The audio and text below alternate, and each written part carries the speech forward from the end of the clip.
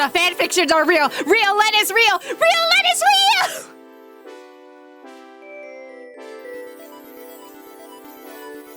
All right, Whirling Waltz. On a stroll through the court of Fontaine, when you and Paimon head over to a newsstand to purchase a copy of the Steambird, you unexpectedly overhear the familiar voices of old friends. Before you know it, you've been invited to a very special convention. We're going to a con? Huh? Hey, there's a newsstand over there. Want to grab a copy of the Steambird? We know our Fontanian friends love a little drama. There's no way they let their readers down. So does the Genshin fandom, but usually the drama's really stupid. Isn't that Charlotte? And standing next to her, surely that can't be Kinich? How about... Lost treasure resurfaces at last. Behold the beauty of the Remurian teacup. Is this about the Escoffier thing that happened? Hold up, this one's a gem. Illegal restaurant caught serving saurian stew proves surprisingly popular. That actually sounds like an IRL title that they're referencing. Pretty shocking. But it still feels like it's missing something. Ah, got it. Udex gravely wounded in shocking stabbing. Set to miss cross-border smuggling trial. Huh? My oh my, that can't be for real.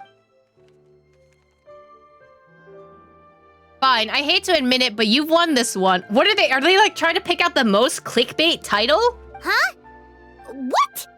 Did Paimon hear that right? Neuvilette was stabbed and gravely wounded? Probably clickbait, bro. No, surely that can't be right. Can it? If it is, we're all toast, because how are you gonna stab the Hydro Dragon, bro? Aha, I thought a familiar voice. Well, if it isn't Traveler and Paimon. What a coincidence. Mr. Kinich and I were talking about you two just a few minutes ago. I'm surprised she said Mr. Kinich and not Monsieur Kinich, but like, maybe they don't use those specific titles for non-Fontanians? Unfortunately for me, he's a very loyal friend. I pressed him for some juicy details, but he remained tight-lipped about you. So, anything you want to share with me about the great Traveler's triumphant exploits in Natlan? I don't know about triumphant exploits, but sure. It was a team effort. Modest as ever. Anyway, I'm getting a bit ahead of myself, sorry. Let me backtrack a little. Hi, you two, it's been ages. What brings you back to Fontaine? Hey there, you two. Fancy running into you here. What a pleasant surprise. Everyone in Natlan can now touch grass that's outside of Natlan. Yeah, that, and also a less than pleasant shock. What the heck was all that about a saurian meat restaurant and the Udex getting stabbed? Please say you weren't being serious. Oh, that? We're just trading tabloid headlines. Is that what you're talking about? Trading tabloid headlines? Yeah. Charlotte and I were having a little contest to see who could find the most ridiculous fake news stories. Oh, you can just go on Reddit and you can find the best ones, actually. Either I got lucky, or I have a knack for honing in on the most outrageous material. I'm sorry you had to see such an unflattering side of Fontaine, Mr. Kinich. These third-rate tabloids write their headlines purely to shock and scandalize. All they care about is grabbing your attention to boost their sales. Hey! Imagine clickbait. Anyway. The ones who've still got a shred of integrity will at least clarify the truth in the main body of the article, although the misleading headline is still an underhanded trick to draw readers in. Hey, so remember clickbait? I wonder what this is referencing in real life. Anyway. But others, like the ones we were just reading aloud, have no qualms about making outright fabrications. If I had to quantify it, I'd say about 1% of what they write is the truth. I'm gonna shake this Genshin fandom so hard right now. That's pretty lenient of you, Mr. Kinich. Huh? Him? Lenient? Oh, you gotta be kidding! Ah! Oh, right, the whole I cannot fly balloons thing applies to a how-to. Don't get me wrong. I'm not trying to give credit to these so-called news stories for occasionally including a grain of truth. All I'm saying is, even the wildest leaps of the human imagination are always rooted in reality. You mean all those fake headlines you mentioned actually do have some basis in fact? Well, maybe it's like 1% of fact, and then the rest could all be just clickbait. Sure they do. For instance, there was in fact a smuggling trial recently. Considering the amount of speculation surrounding the smuggled goods, it's no wonder there are rumors about restaurants serving saurian meat or teacups being unearthed from ancient ruins. Also, does that law not apply to Paimon? I mean, did in fact the Fontaine Archon quest, but not now? I wonder if, like, the Traveler got a special pass. It's like, you have a permit for Paimon flying?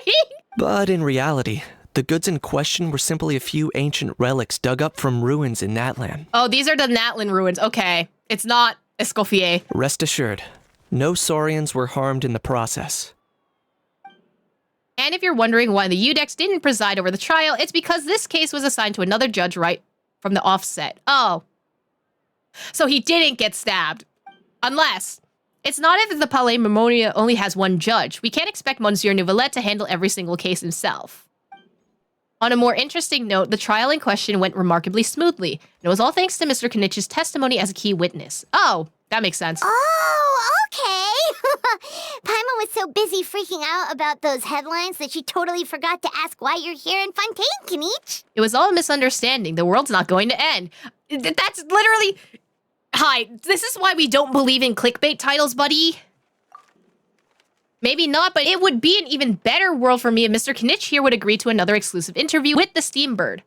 It was a pretty open and shut case, and my testimony in court was clear enough. But I'm guessing, Mademoiselle Charlotte, that you're less interested in the case than you are in trying to uncover some news stories about Natlan. That tends to be the case with her, so... Drat, you saw right through me. Guess I'll put it down to the keen instincts of a renowned saurian hunter. Any response to that, or... I appreciate your kind invitation, but like I said, storytelling isn't really my forte. Yeah, bro barely talks. Kinich the speechless! Kinich the tongue-tied!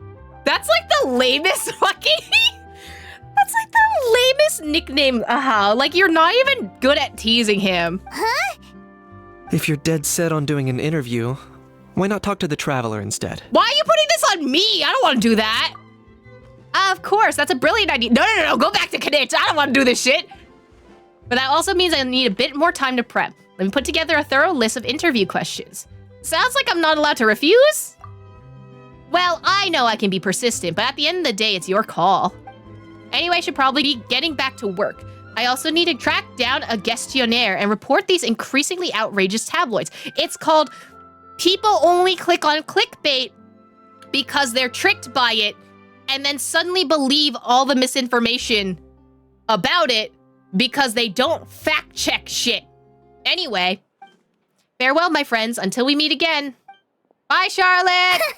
Charlotte never stops, does she? Bro, she needs to get her work done. I get that. Anyway, Paimon just has to ask. That owl thing that popped out before. Or was it a howl? It kind of looked like a howl, but at the same time... What? Are you surprised that a howl's here? Like, I don't understand this line. Oh, that thing. What do you mean, that thing? Yeah, that was a howl. Why are we having this dialogue? Like, why are we questioning if it's a howl or not? Huh? What's up with him? Like, he's still noisy, but he's way quieter than before. It's like he's trying to hide or something. Maybe he's not acclimatizing very well to Fontaine, or it's because of a law that prevents him from being out. Could be. Not acclimatizing? Aw, poor Almighty Dragon Lord is not feeling well. Too bad he can't come out to argue back. What do you mean? There's nothing physically wrong with him. It actually has to do with a strange law we learned about after arriving in Fontaine. Apparently, it's forbidden to release flying objects within Fontaine city limits during the first 3 days of each month. I mean, I don't know why that law wasn't repealed, but also we never did anything to be like, hey, that law's stupid, and maybe you should get rid of it. I forgot that technically Paimon gets a bypass because we're tethered, air quotes, according to Linny, but I get it now, and I'm sure Paimon gets it even better. Paimon sure does. Paimon's been down this road before. There's an easy solution. As long as Kinich holds onto a how's tail, he'll be considered an Almighty Dragon Lord balloon, not a flying Almighty Dragon Lord. Yeah, that's true. We don't know why it was a law in the first place. I mean, maybe it's like something about balloons, or like there was an accident about balloons, because let's be real, all laws are created because something fucking happened. So maybe it had something to do with like blimps, because blimps exist in Fontaine, or like balloons or something, and that got tied up in a whole other thing. Not gonna lie, I was considering that. But Ahau wasn't too thrilled with the idea of huffing and puffing away in the form of a mini helium balloon. Listen, just rope him up, put a leash on him, okay? That said, it's pretty annoying how he keeps randomly popping up all of a sudden. He's like a pop-up ad. It's so funny. Anyway, this morning I saw a notice outside the Palais Mermonia about an event that's set to take place outside the city soon. Something to do with filmmaking. I hear that's all the rage here. I was planning to stay here and do some exploring for a few extra days anyway, so I think I'll go check it out. It'll be a good chance to let that noisy helium balloon out. He might even learn a thing or two. Oh! If you're free, why don't you come along? Sure, seeing how angry always makes my day. Honestly, I love me and how. I know where it is, so let me lead the way. An Overnight Fantasyland. Oh, I like that title. Check the board after every visit to Nuvi's office. There's some event-exclusive posts. Okay, got you. Court of Fontaine latest news update announcement. Please review this bulletin board carefully. If you have any queries, please direct them to the gestionnaire on duty. Continue reading. A number of leisure events will be taking place throughout Fontaine in the coming days, details of which are provided below. Chevmarin Film Fantasyland, a platform for film lovers to enjoy themselves and discuss their shared passions for the silver screen. All comers are welcome to attend this event, which is taking place to the west of Marcotte Station. For any queries, please contact Miss Lepine Pauline or Miss Navia. This month's Murder Mystery Novels fan club, as organized by the Steambird Culture and Arts section, will be going ahead as scheduled. Members are welcome to attend the third floor meeting room of the paper's offices for lively literary discussions. The Iridescence Tour is now recruiting performers and taking theme suggestions for their autumn concert. Interested parties should contact the organizer, Mr. Dvorak. Autumn concert? Iridescent Tour, we back, bro! The trial court has arranged to hold the 333rd Legal Awareness Campaign at the Opera Epiclese. All citizens are warmly invited to attend. I'm so fucking Iridescent Tour, we back, bro? We back with the Iridescent Tour? I'm so excited, bro! I'm so excited we're doing another music event, which means Marco Meatball's back, bro! Looks like I remembered correctly. Here we are. Wow, this is awesome! Hard to believe it was just an empty beach before. Yeah, it was still completely deserted only a few days ago when I passed by on my way to testify at the Opera House. There must be some efficient workers in Fontaine. Quite impressive. I mean, there are mechs here, so... A few days? One night was all it took. Rap-a-tap-tap, ta-da! Bro, poofed! Okay, girly pop. But is this all it takes to blow people away? Oh, no. Given my past experience, I can't let myself get carried away. There's something oddly familiar about the way you talk. Who are you again? Well, I can't believe you actually remember me. It's me, Lepine Pauline. That's right, the unlucky one. Good to see you again. The prototype lens has come in handy, by the way. Oh, right, I forgot about the prototype lens! Of course! How else would we have managed to build Fantasyland in a single night? Fantasyland? At least that's how I like to think of it myself. A magical land of fantasy, the stuff of film buffs' dreams. I know it sounds like I'm laying it on thick, but that really is the goal here.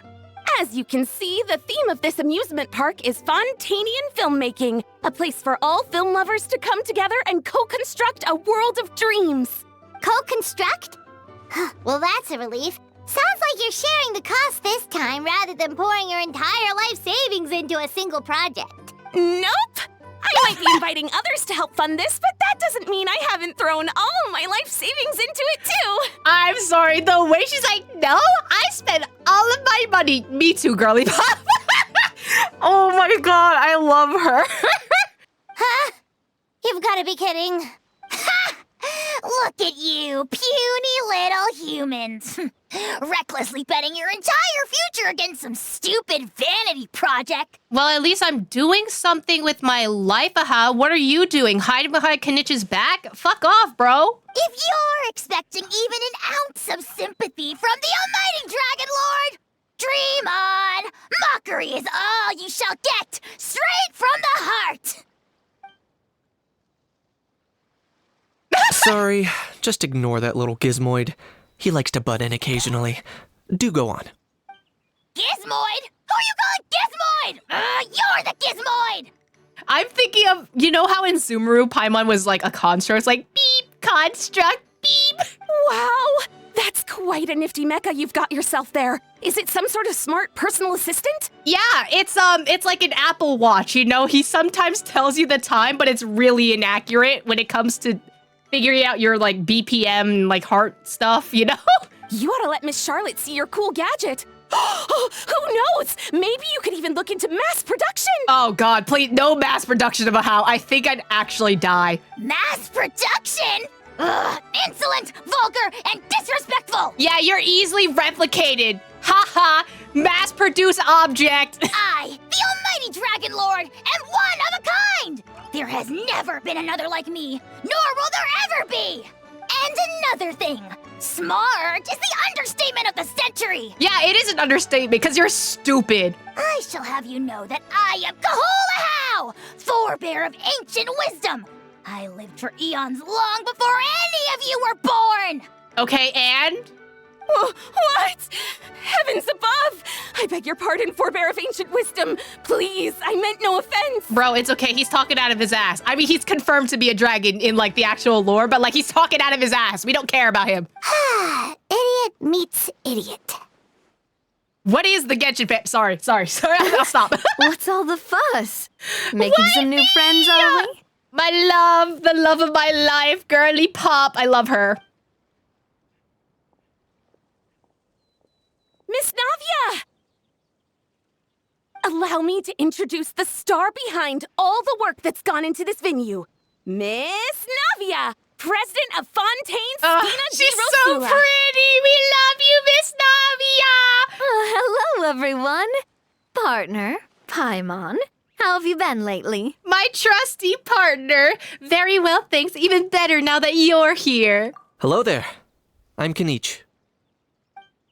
What about me? What about me? My useless servant can't even give me a proper introduction. You think someone yelling their name out in the middle of a public street really needs an introduction? Bro's like a Pokemon, actually. He's not wrong.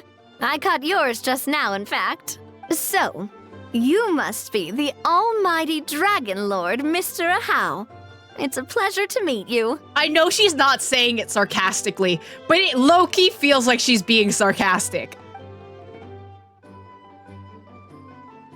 He has a hand. You can shake it, bro. Oh! I'll shake your hand, Navia. It's okay. Oh, see that? That's what I call proper manners. You didn't even shake her hand back. Shut up, Ahau. Well, it's not every day you meet a well-mannered human. Navia, was it? Excellent. You may address the almighty Dragon Lord by his name. Navia, don't you think the title Almighty Dragon Lord is a bit silly? Listen, it's not the worst title I've seen. It's no big deal. All little animals do that, don't they? I mean, try to puff themselves up to look more impressive. I love her. This is why she's my wife. Ahau's totally being treated like a little cuddly pet. Anyway, it's all thanks to Miss Navia and the Spina di Rosula that Fantasyland's gotten up and running in the space of a single night. Honestly, thank heavens! After all that paperwork and endless waiting, the event and venue finally got the green light. I couldn't wait a moment longer. The second the approval came through, I reached out to President Navia hoping she could lend a hand. After all, who else but the Spina di Rosula would indulge such impulsive demands? I love her. She just wants to do her thing. I love her. Sorry, traveler. Miss Lapine Pauline sometimes gets a bit overwhelmed by her own excitement. As you can see, I love her though. Like, she just has a dream and she just wants to do it. You know what? More people need to be like her, honestly. I'm guessing she hasn't gone into much detail about the event yet. So let me fill you in. In short, the Cheval Film Fantasyland is a fan convention that's open to film enthusiasts from all over Teyvat. Miss Lapine Pauline is hosting this event and also providing technical support. Oh my gosh, she's a techie. Wait, let me help. Huh? Cheval Moran? That's right. The one and only Surintendant Cheval Moran. That's probably based on a real person, and I have not researched enough to know. After much persistence and many solicitations, I finally obtained Solicitations Lady are crazy. Karina's permission to use the image of her close friend.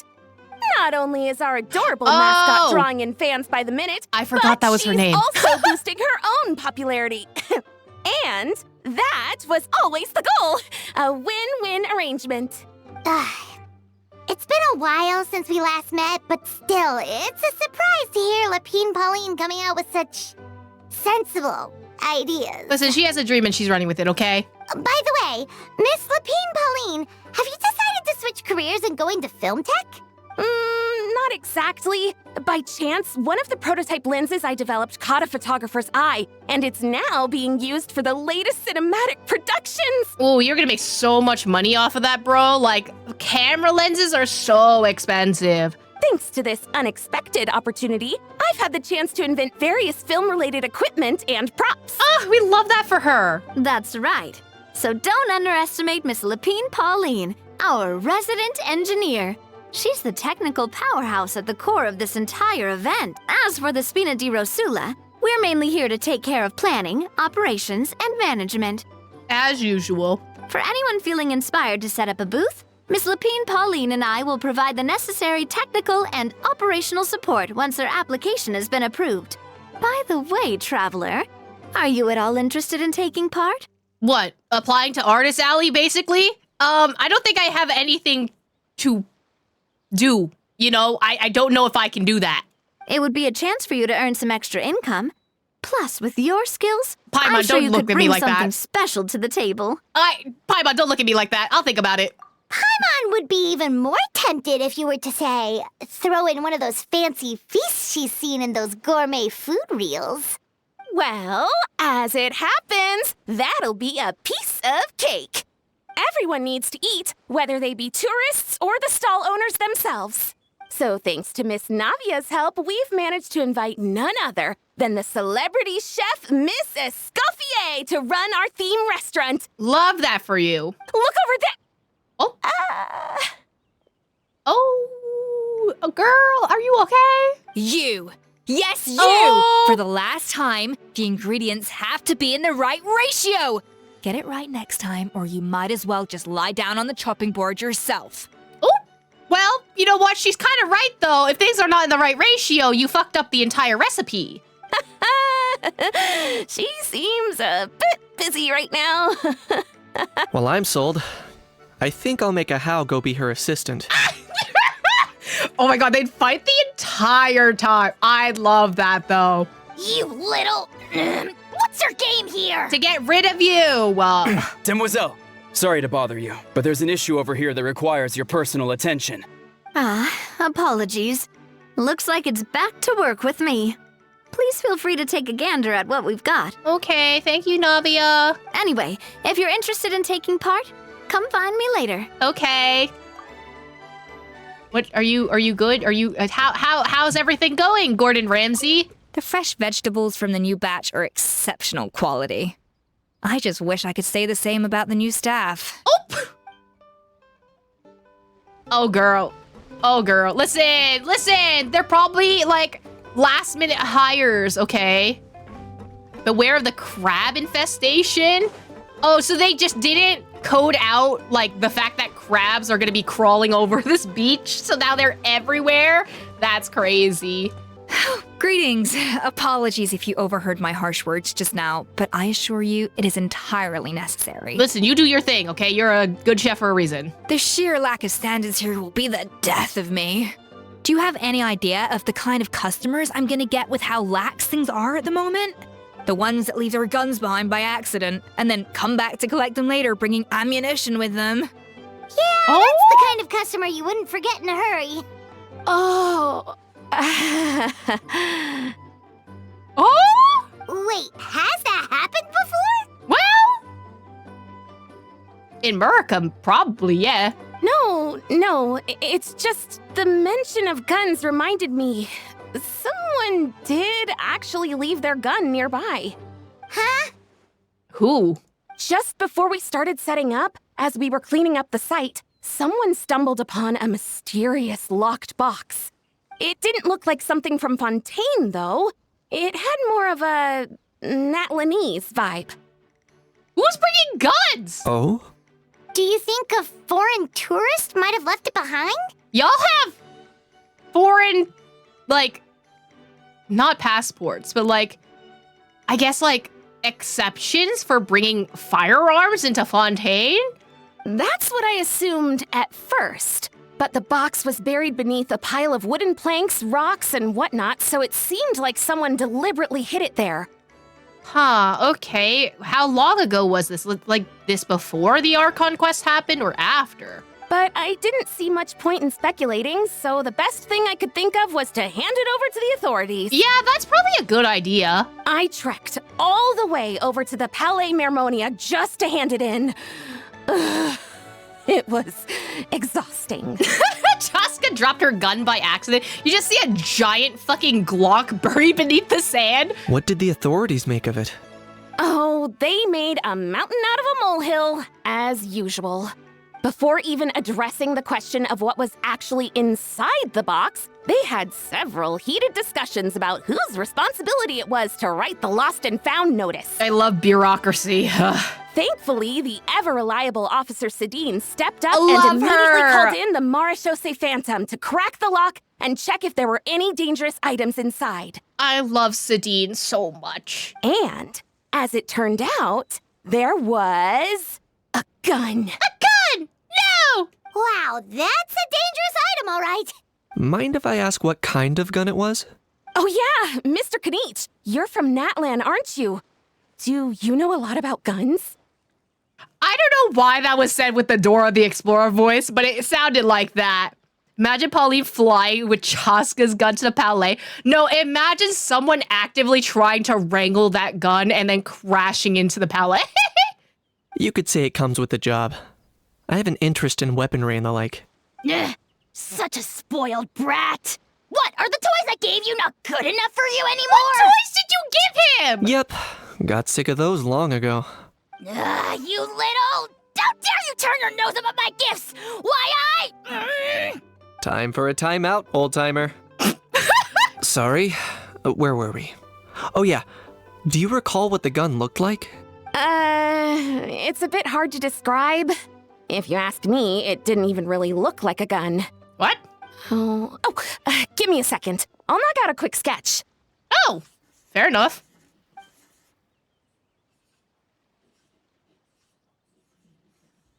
Man, this is the longest sketch. Something like this. That looks like a cannon, but okay. Whoa, it's so neat and precise. Sketched by a professional engineer, after all. It's nothing. Girl, it's pretty. You know, take responsibility. Not responsibility, but like, give credit where credit is due. That was a good sketch, okay? Sorry. Is something wrong with my drawing? I know it doesn't really look like a gun, but I assure you, this is exactly what it looked like. And it certainly could shoot as well, too. I confirmed that with the officer from the Marechaussee Phantom. Did you shoot the Marechaussee Phantom? No, quite the opposite. The features are very accurate, and it is definitely from Natlan. Please, don't mind me. I'm just taking a moment to admire it. What are you looking at me for? Thanks a lot. Can't wait for the event to get started. Okay, so we're just gonna sidestep this. All right. You definitely know something, though. I should be the one thanking you. Thank you, and everyone else for your support. Don't mention it. Besides, we haven't really done anything. We just look at your sketch, bro. Not at all. The buzz and excitement you guys bring is exactly what this event needs. Oh dear, I'm starting to feel a bit guilty watching everyone else toil away. Guess it's about time I got back to work too. But just before I go, one last thing. Traveler, it's wonderful to see you. Here's to a successful collaboration. Love you. Bye. I'm glad they brought her back. She's fun. All right, what the fuck do you want? It seems like Kinich has something to say. Let's go find a quiet spot. After saying goodbye to Lepine Pauline, you and Kinich find somewhere to chat. I'm sure you noticed that there was something unusual about that gun. Yeah, it looks like a cannon. It looks ancient. Correct. It's most likely an old weapon dug up from some ancient dragon ruins. Based on my experience, it might be more accurate to refer to it as a hand cannon. But in Fontaine terms, it's not wrong to call it a gun. Given why I came here, don't you think it's curious that an ancient dragon relic of unknown origin would turn up like this, out of the blue? I suspect this gun might have something to do with that smuggling case. It might have slipped through the cracks. Okay, so that might imply that there's more things with that case still unresolved then? But, like, you can report it to the authorities, but what else are you gonna do, though? Time is of the essence, so I'd like to head over to the Palais Mermonia to verify my suspicions. I'll join you. Perfect. Then we can head out right away. Or, if you want to catch up with your friends first, I can wait. Let me catch up with the friends first, and then we can go do that.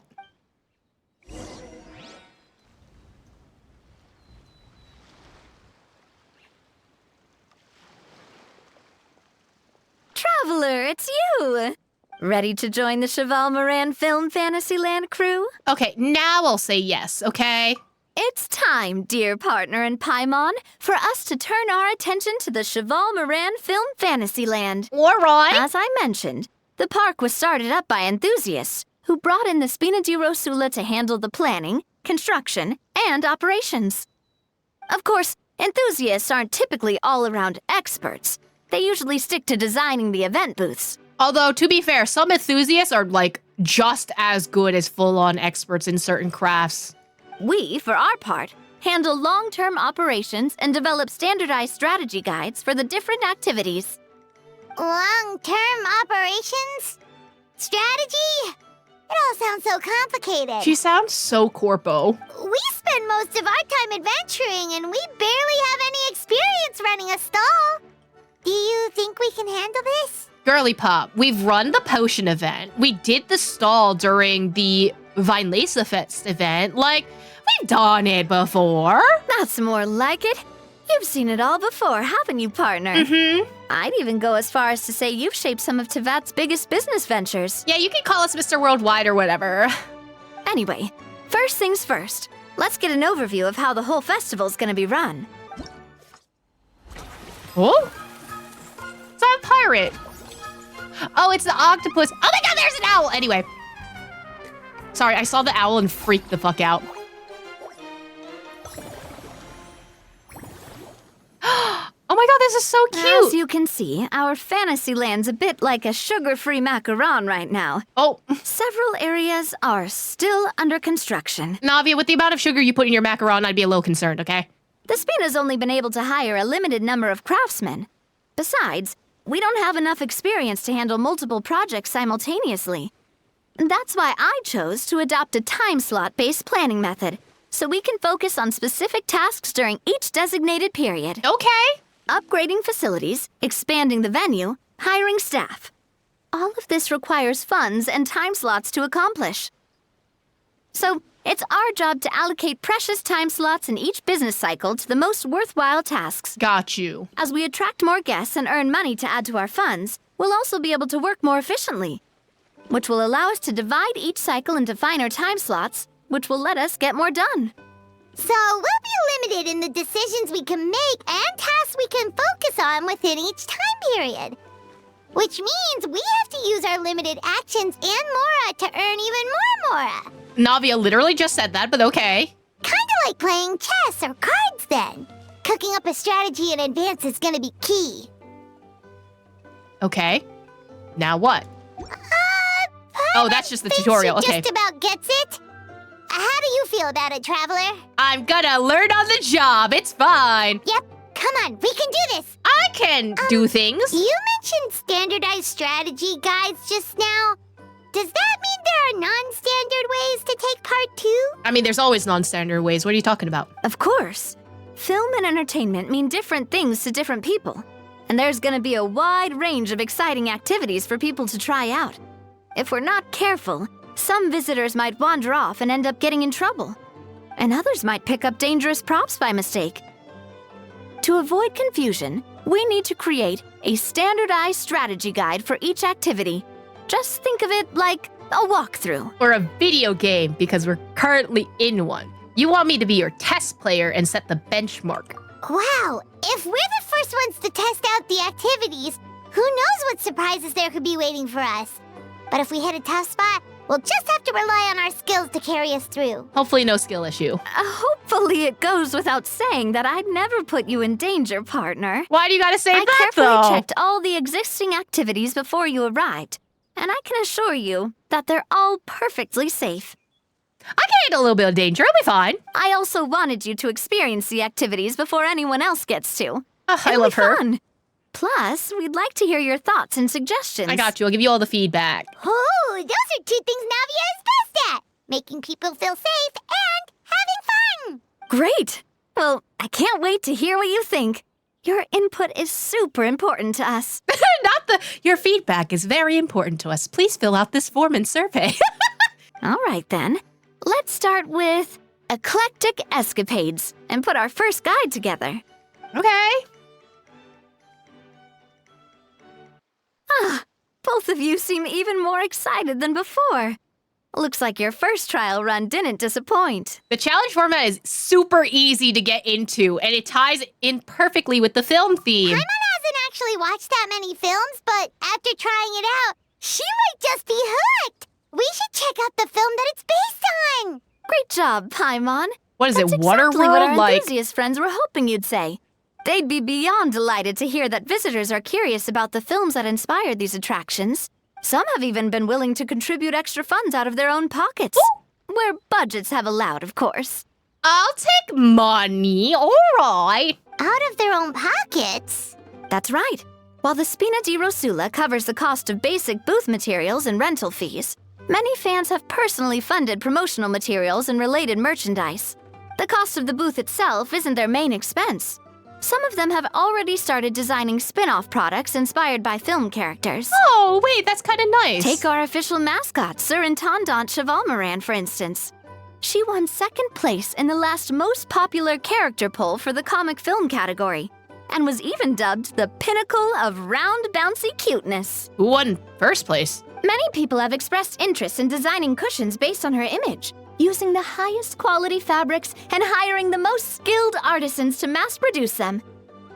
I don't know if she means cushions as in like plushy type cushions or if she means body pillows, you know? These cushions will officially go on sale at the next convention alongside lots of similar products. Because usually when you tie together cushion and convention, they usually mean body pillows.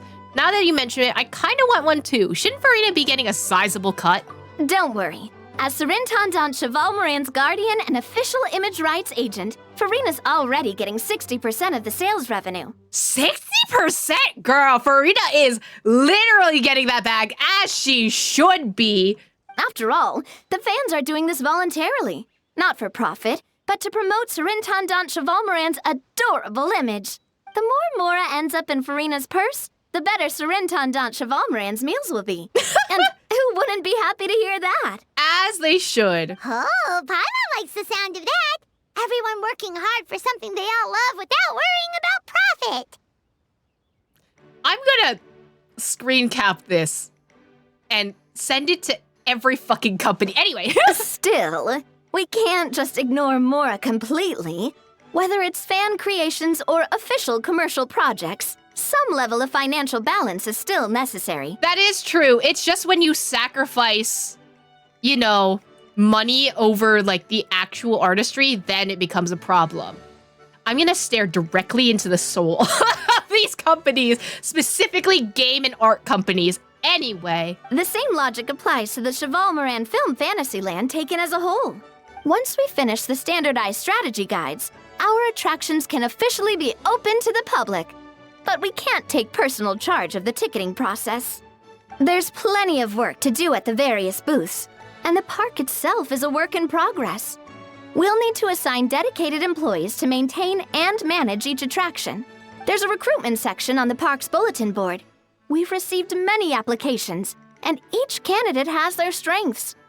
Our job is to match the best candidates to each attraction based on their overall performance. Once assigned, the staff will keep the attractions running, ensuring a continuous revenue stream. Wait, so we've suddenly gone from being playtesters to heads of human resources?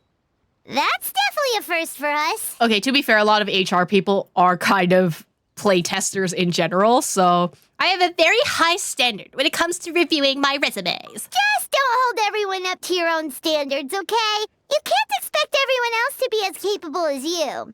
All right, time to review some resumes. Fingers crossed we'll get some exceptional candidates. I love Navia. All right, bulletin board. Go hire employees. Helene, Constantine, and Jala. Oh, do I have to recruit Helene? Okay. Work experience. Follow-up development for the Fontaine Research Institute Stabilization Mechanism Project. Logistics supplier for the Fontalia Film Festival. Personal strengths. Good sense of teamwork, plus willingness to make menial or difficult tasks. I'm tough enough to handle any amount of overtime, and I can bear with half a day off of 7 days of work. That is crazy to me, but okay. I cannot scroll for the rest of your resume, but all right, fine.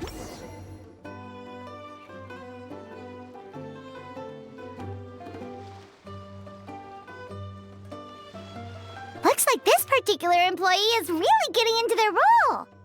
Wishing them success on the job. I'll be monitoring their attendance closely. You're both doing great.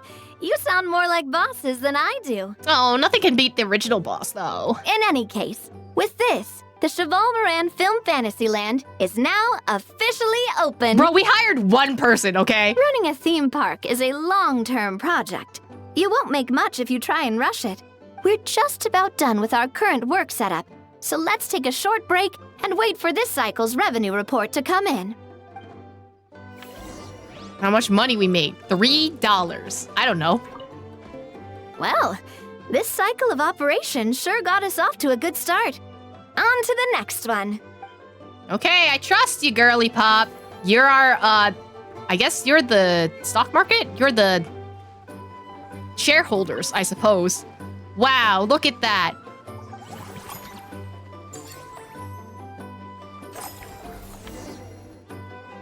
Well, the numbers might not look that impressive, but given that we're just getting the ball rolling, I'd say that wasn't a bad start. Building on this momentum, we must consider rolling out more unique business strategies during the next cycle.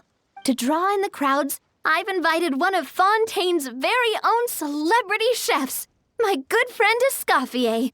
She'll be performing right here in the amusement park's restaurant. Performing is crazy, but okay. On that note, let's go catch up with her. So, is the restaurant part of our business strategy too? There are so many layers to this operation. Well, if it's a convention/theme park, you have to manage every aspect of it. You have to make sure all the vendors are properly paid. They all have booths. Everything's all set up, you know? You say anything, actually? Oh, she's really shy. Take care of your mental well-being and enjoy your work. Is that all? There's no 100-page set of requirements? I'm sorry, you got scammed. Or at least you're scarred from your previous job is what it seems like. Looks like I finally caught a break. A nice, easy assignment. Although, at most, it might keep me busy for a couple of months if I could only work here forever. I get that. Freelance work is always come and go. That hurt me a little bit too much to my soul. I Scoffy. The restaurant is up to standard, and the waterside location will make for a unique dining experience. The beautiful scenic reflections in the water create a stunning backdrop, lifting diners' spirits and allowing them to truly savor their meals. I'm not gonna lie, Low-key, this area reminds me of the restaurants right outside of the Sydney Opera House. Like, it gives the same vibe. Ingredients, check. Cooking utensils, check. Looks like we're ready to rumble. Hey there, Escoffier! Oh, my employers are here. The president of the Spina di Rasula, plus the famous traveler and Paimon. I must say, you seem a bit overqualified to be running a film-themed amusement park. Listen, I've been an Uber Eats person in Mondstadt for years now. This is just another gig, okay? I'd say that if anyone here was overqualified, it would be the former head chef of the Hotel de Boer. Wherever you walk, the aroma of fine cuisine follows in your wake. Let's get back to business. I'm guessing you want the traveler to help me decide the theme dish for each cycle, right? Theme dish? This is the business strategy I mentioned earlier. Using Escoffier's top-tier dishes to attract more visitors to the park. So are we... Wait, are we making limited time dishes to attract people? Oh, I got you, Navia! You're so smart! But this isn't just about attracting visitors. Her culinary masterpieces will surely have other surprising effects. Just imagine, Paimon, if all you needed was a single ticket to enjoy all the attractions and taste all the legendary food. Wouldn't you be tempted? Hell yeah! Especially if it's fine dining! Then Paimon come every single day! The little squeak at the end is so fun. Do you do annual passes? Now, here's the twist. To get the most out of this strategy, the menu can't be made public. Based on research by a certain food branding consultant, many restaurants have started offering a special chef surprise dish. Oh, it's like an omakase. So give me some inspiration every few business cycles, and I'll decide on our next theme dish. Now then, give me your hand. My hand? I had no idea inspiration could be physically transferred. A warm and energetic feel. When did you suddenly become a palm reader, girly pop? Your hands are calloused from wielding your sword, but still quite delicate. When you grasp its hilt, it's like you're holding the bow of a violin. Girl, what are you talking about? A sword, then. The theme this time shall be strength. I don't know what happened other than that definitely was fan service for Escoffier fans. All right, let's find out what strength looks like in gastronomical form. Power-packed barbecue ribs. You know what? I'm here for that. 30% less next time you upgrade any attraction. Oh, okay. I'll take that. I love ribs. Although these are lamb ribs. I prefer pork ribs. I've refined the sauce for these barbecue ribs. It's a richer flavor than the classic version, but not at all greasy. The mint extract in the seasoning leaves a refreshing aftertaste. Perfect for indulging yourself after a fun-filled day. But if you ask me, I'd say the artisans need these more than the guests. The artisans? They'll need the energy. As I'm sure you've noticed, this park isn't quite finished. A serving of these barbecue ribs should help the artisans replenish their strength much more quickly. As their bosses, you have an obligation to provide meals for them. So why not invite them to dine here? Okay, I mean, we could have, like, family meals. Who knows? The morale boost might even improve their productivity. Oh? If I recall correctly, you once served up some special fish and chips for the porters over at the Fleuve Centre. For several days after, the workers were all incredibly efficient. They'd finish 8 hours of work in just 5. Huh. And then, because they clocked out early, they'd come back completely refreshed the next day. See, that's how a job should be run. Like, if you were done with the job, you should still be paid for the rest of it. Like, because, like, I don't know, keep your fucking employees happy. They're literally doing the job. Then there's no time to lose. Go invite the artisans over while these ribs are still hot. I'll prepare some side dishes and desserts too. Rare sight of Gordon Ramsay working at the local fun fair. It's like, what's it called? Undercover boss? Except Scoffy is just like, yeah, this is my job now, though. That's a great idea! You really live up to your reputation, Escoffier. Looks like these themed dishes are gonna make a huge difference after all. We'll have to make sure we check in with you regularly. You and Navi invite the artisans The over, artisans treating are them to a pumped and delicious ready feast to of roll barbecue thanks ribs. to that themed dish. And perfect timing, too. Let's take this chance to take the facilities of our eclectic escapades to the next level. Okay. You gonna say the same Now line? that everything's going... Oh, that was a different line. My bad, but I'm just gonna talk to Helene. Upgrade facility. Wow. I did something. We should be able to attract more customers by upgrading the stall, don't you think? That's right. Based on my business experience with the Spina di Rosula, I've quantified the service value to help you intuitively understand how satisfied customers are with each stall. An attraction will reach its ideal revenue only when its service value meets customer expectations. As we improve and expand our facilities, expectations will also increase accordingly. When that happens, we can deploy more capable employees or invest funds in training to enhance our employees' skills. Okay, manage staff, train staff. Here you go, training. Okay.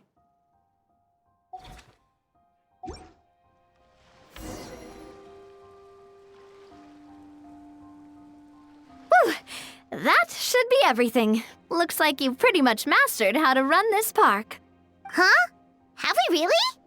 Thinking about it, we have learned quite a lot, haven't we?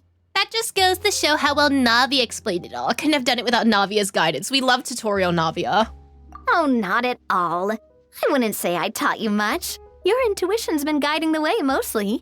I imagine long-term operations sounded like a scary prospect the first time I mentioned it, huh? Listen, you said corpo buzzwords and I tuned it out, okay? But don't let that scare you. Just break things down into smaller steps and tackle them one at a time. Even if you're not a genius or naturally gifted, you'll get it done in the end. Whoa, seeing your own progress has really got Paimon fired up! Actually, she's gonna jot your words of encouragement right down. From here on out, we'll be running the Cheval Moran Film Fantasyland together. Let's make it a big success. I'm not gonna lie, the tutorial is very heavy-handed, but at the same time, people are stupid. I'm people. I'm gonna totally forget how to do everything, so... You have special lines, Pauline? We've gone over budget in quite a few areas. But, whatever. The results are what counts. Lapine, Pauline, I am always concerned about you. I'm gonna ferment orange juice for sure. I've heard that some animals can ferment food in their stomachs to prepare it for eating. If I do the fermenting for them, then it should save them some time and effort. A genius idea, right? Huh? You might need to consider the cost. Don't worry about that. When it comes to my experiments like this, I pay out of my own pocket. Okay. You go do that. I don't know who the fuck I just hired, actually. Elegant, exquisite. I'm entirely enamored with these exhilarating improvisations. Try not to get overly enamored. No. Do your acting thing. Do your acting. I unquestionably am. I had 2 double espressos before I started work. The motivation and energy levels are through the roof.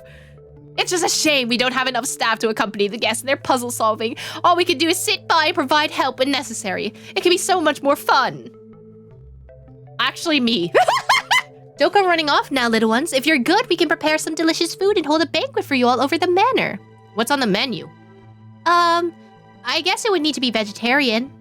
If they need more protein, then we can add some legumes. Cooking isn't really my forte. My experience is more with looking after prey. We could try taking them back to the natural habitat. Oh, that reminds me. I should really do some research on how to properly feed the guests at the manor. What have you been feeding, Girly Pop? Marnie, hello! Hey there, boss. Look how hard I'm working. Could you see your way to upping my pay? That way I can buy more gifts for Avail.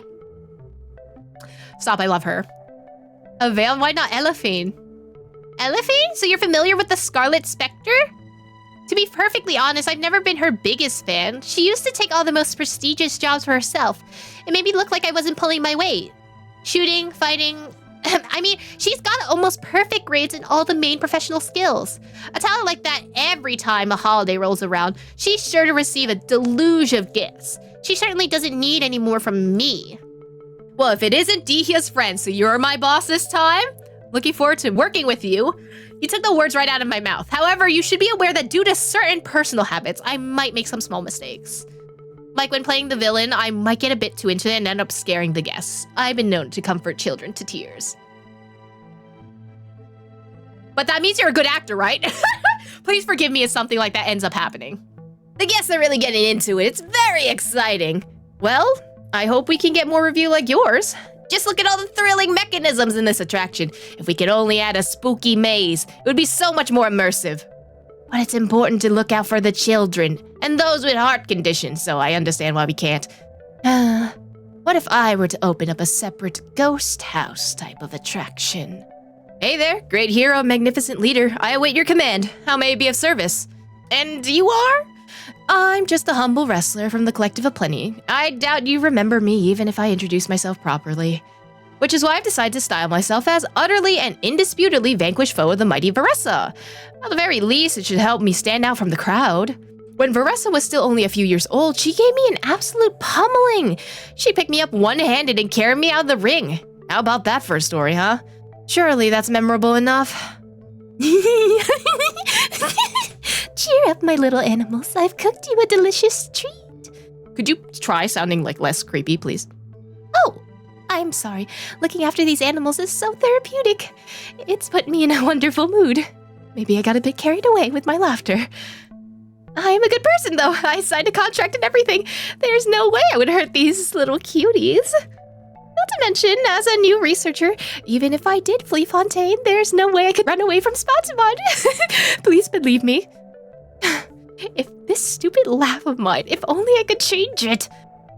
Wonderful attractions and a wide variety of cinematic themes. It's just like an anthology film. Taking this temp job was absolutely worth it. Have you found much inspiration here? Indeed I have. Much to my surprise and delight, I've been inspired to try out some new shooting techniques. In my previous works, I tended to employ restrained, static shots to drive the narrative. Doing so strikes a good balance between the atmosphere and the information conveyed. However, after observing these attractions and considering a broader flow of your guest movements, I've come up with some new ideas on how to frame my shots. I'm going to try them out in my next film. I'm hoping they lead to some interesting new effects. Sorry to bother you? The uniquely named Gardamek is no longer looking at you. Its focus has returned to its work. Who knows what problems it might encounter. Man, that's a short line. All right. As the demoiselle's partner and esteemed benefactor of the Spina di Versula, you too are my superior. Please, what would you have me do? Well, just make sure you're doing a good job. That is a matter of course. I will treat every animal in this manner with the same care and attention as I did when serving Monsieur Concierge. I merely thought that you might have some additional requirements. For example, that I assist our guests in conversing with the animals so that they may better understand their viewpoints. Though I may be busy, if you were to have such a requirement, I have brothers I can call. You wouldn't need to pay another more. Please don't snipe the animals, bro. If I can get the lighting effects just right and the key mechanisms, then we should be able to get the perfect shot. But we really need to splurge more on props in the future. You sure your own hard-earned mortar will be enough? I never have enough funds. Balancing the budget is part of a director's responsibilities. Considering the overall requirements of the upcoming picture, I'm inclined to reduce the layout on so-called star actors and reallocate those funds to props, set designs, and special effects. After all, there's more to a picture than staring at the actors' faces. Exquisite scenery and richly textured props are key elements too. I can't help feeling like it's not fast enough. It would be great if we can modify things to speed up the experience for our guests. Maybe if we installed a void generator on the front and some sort of propulsion device in the back. Are you trying to kill our guests? Of course! This is supposed to be a thrilling attraction after all. The faster the ride, the more exciting the experience. That said, what with this being an underwater attraction, you should really be comparing things to torpedoes rather than cannonballs. Obviously, this is an amusement park, so safety is paramount. That's why I want to provide reliable protection for every guest. Something along the lines of what the Clockwork Mecha are armed in should do. Not to mention sufficiently thick and cushioned buffer layer to absorb unforeseen impacts. Something seems off about this. In order to meet my design criteria, these suits are going to have to be sturdy enough to knock out a hunter's ray. I'm not saying everyone else isn't cute, but finches are definitely the cutest! Honestly, as you should. I agree with this. That's the spirit. Make sure to enjoy your work. Thank you for giving me the opportunity. This job is great. The next time you need someone, let me know. Roxanne! I didn't talk to Roxanne yet. It's rare to get so much time to relax. Life without target practice is so quiet. It feels strange. Was your life not quiet before? I'd say it was very fulfilling. I plan to become the next exceptional sharpshooter of the Special Security and Surveillance Patrol. I haven't taken a day off in 3 months, so Tarina put me on forced leave and sent me out here to relax. So you're working? To relax. I love her, though. Otherwise, I could still be training right now. Great hero, it is an honor to be able to work with you. I feel like we've met before? That's right, I was fortunate enough to fight against the Abyss alongside you. When the dust settled, we even took a picture together in front of the Stadium of Sacred Flame. I've never imagined I'd run into you here in Fontaine. If I'd known, I wouldn't have tried all those drinks from the first time over at the Rusty Rudder. Standing here in front of you tipsy like this, it's a little bit embarrassing. But don't worry, it's mostly worn off already. I'm in complete control of the situation. Girl, same. The king of grilled fish and mint sauce. Blub. Blub? Blub! Blub, blub, blub, blub! Blub, blub, blub! Blub, blub! Blub! You casually imitate the blubber beast call, but the creature seems to misunderstand your intent. Believing you to be talking to it in its own language, a wave of excitement washes over the blubber beast. Despite its most enthusiastic salutations, you're unable to comprehend its meaning. You find yourself seriously considered hiring an animal whisperer to teach you how to communicate with certain animals. I'd die for this blubber beast. Whoa, is that our hero, the Traveler? And Paimon, too! Hi, girly pop! Oh, I guess I shouldn't be too surprised. Mrs. Coiffier already told me you were the big boss here. You know what, I feel like Veressa and Escoffier would be friends. Like, Veressa would enjoy every type of meal that Escoffier makes, and she would actually, like, be able to cook anything she wants for her. But when I saw you just now, I forgot myself for a moment. Me, the big boss, for real now? Tactically speaking, the Cheval Moran Film Fantasyland doesn't even have a boss, does it? I think canonically they're friends, but, like, we haven't seen them actively interact in the story just yet. Isn't it the idea that everyone works together to make it as successful as possible, and then we all share the profits? But wait a sec. Why are you here, Veressa? We're gonna question why Veressa's here and not the 300 other Natlan people that are in here? Well, officially, I'm here to promote my brand. Brand deals? Not long ago, Mrs. Coiffier placed an order with me for her restaurant, as she often does. In her letter, she mentioned that showcasing my orchard's products at the festival would boost sales and help build my brand recognition. We love a collaboration. After talking it through with my parents, I decided to give it a shot. Aww. Now that I'm done with the restaurant's ingredient order, I plan to sell the rest of my fruit directly to guests to help quench their thirst, of course. The thought of enjoying fresh fruit from Natlan here in Fontaine does sound pretty appealing. But with this many customers, wouldn't it be exhausting to watch the stall all day? That's what you do at a fair, girly pop. Huh? Am I supposed to be watching the stall the whole time? Yes. Well, you can have a friend tag you in. That's why you always, if you're doing an artist alley, always get friends to help you, for sure. There's an attraction over there called Movie Masterpieces, right? I heard some of the challenges are based on famous films. Some of those films have even been adapted into great comics. I'd love to go give it a try. So, you're not doing any business at all?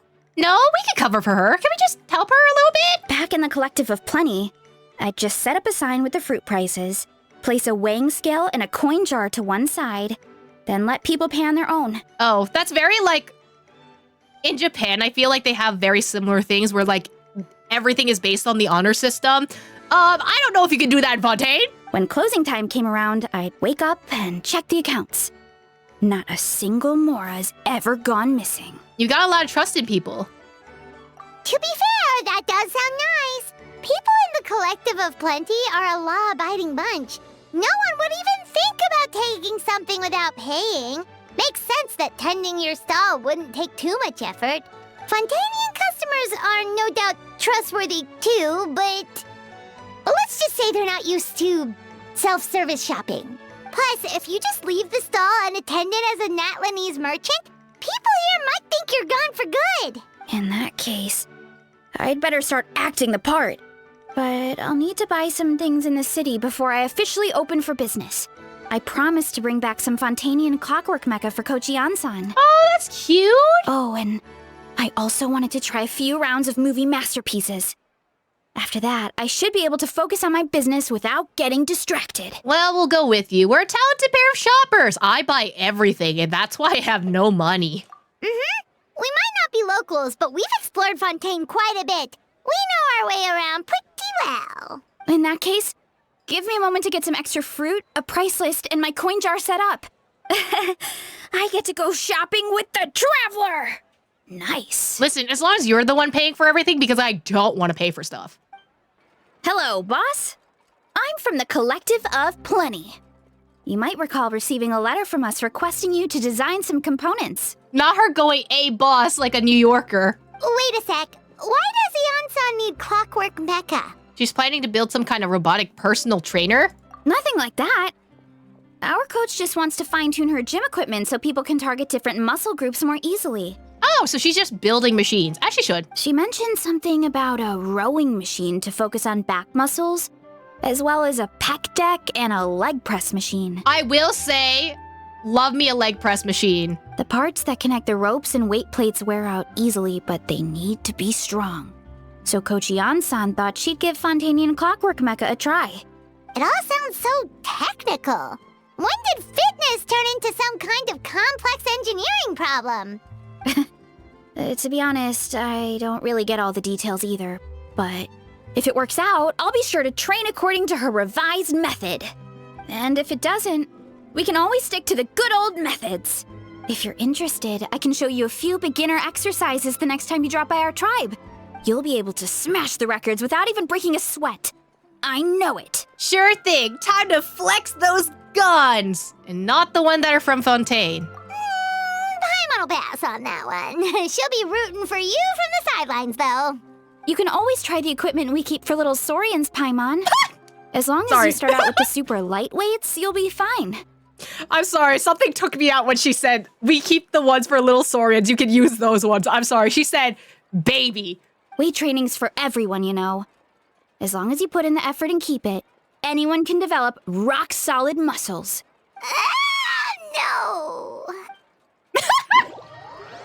You spent some time chatting about fitness with Veressa and not letting me read the dialogue, apparently. Fine. All right, time to show off how fast I can run. I'm gonna go have a blast, then come back, calm down, and focus on running my fruit stall. Don't forget to grab some water and snacks to keep your energy up. You too, Chad, get some snacks and water. That's right.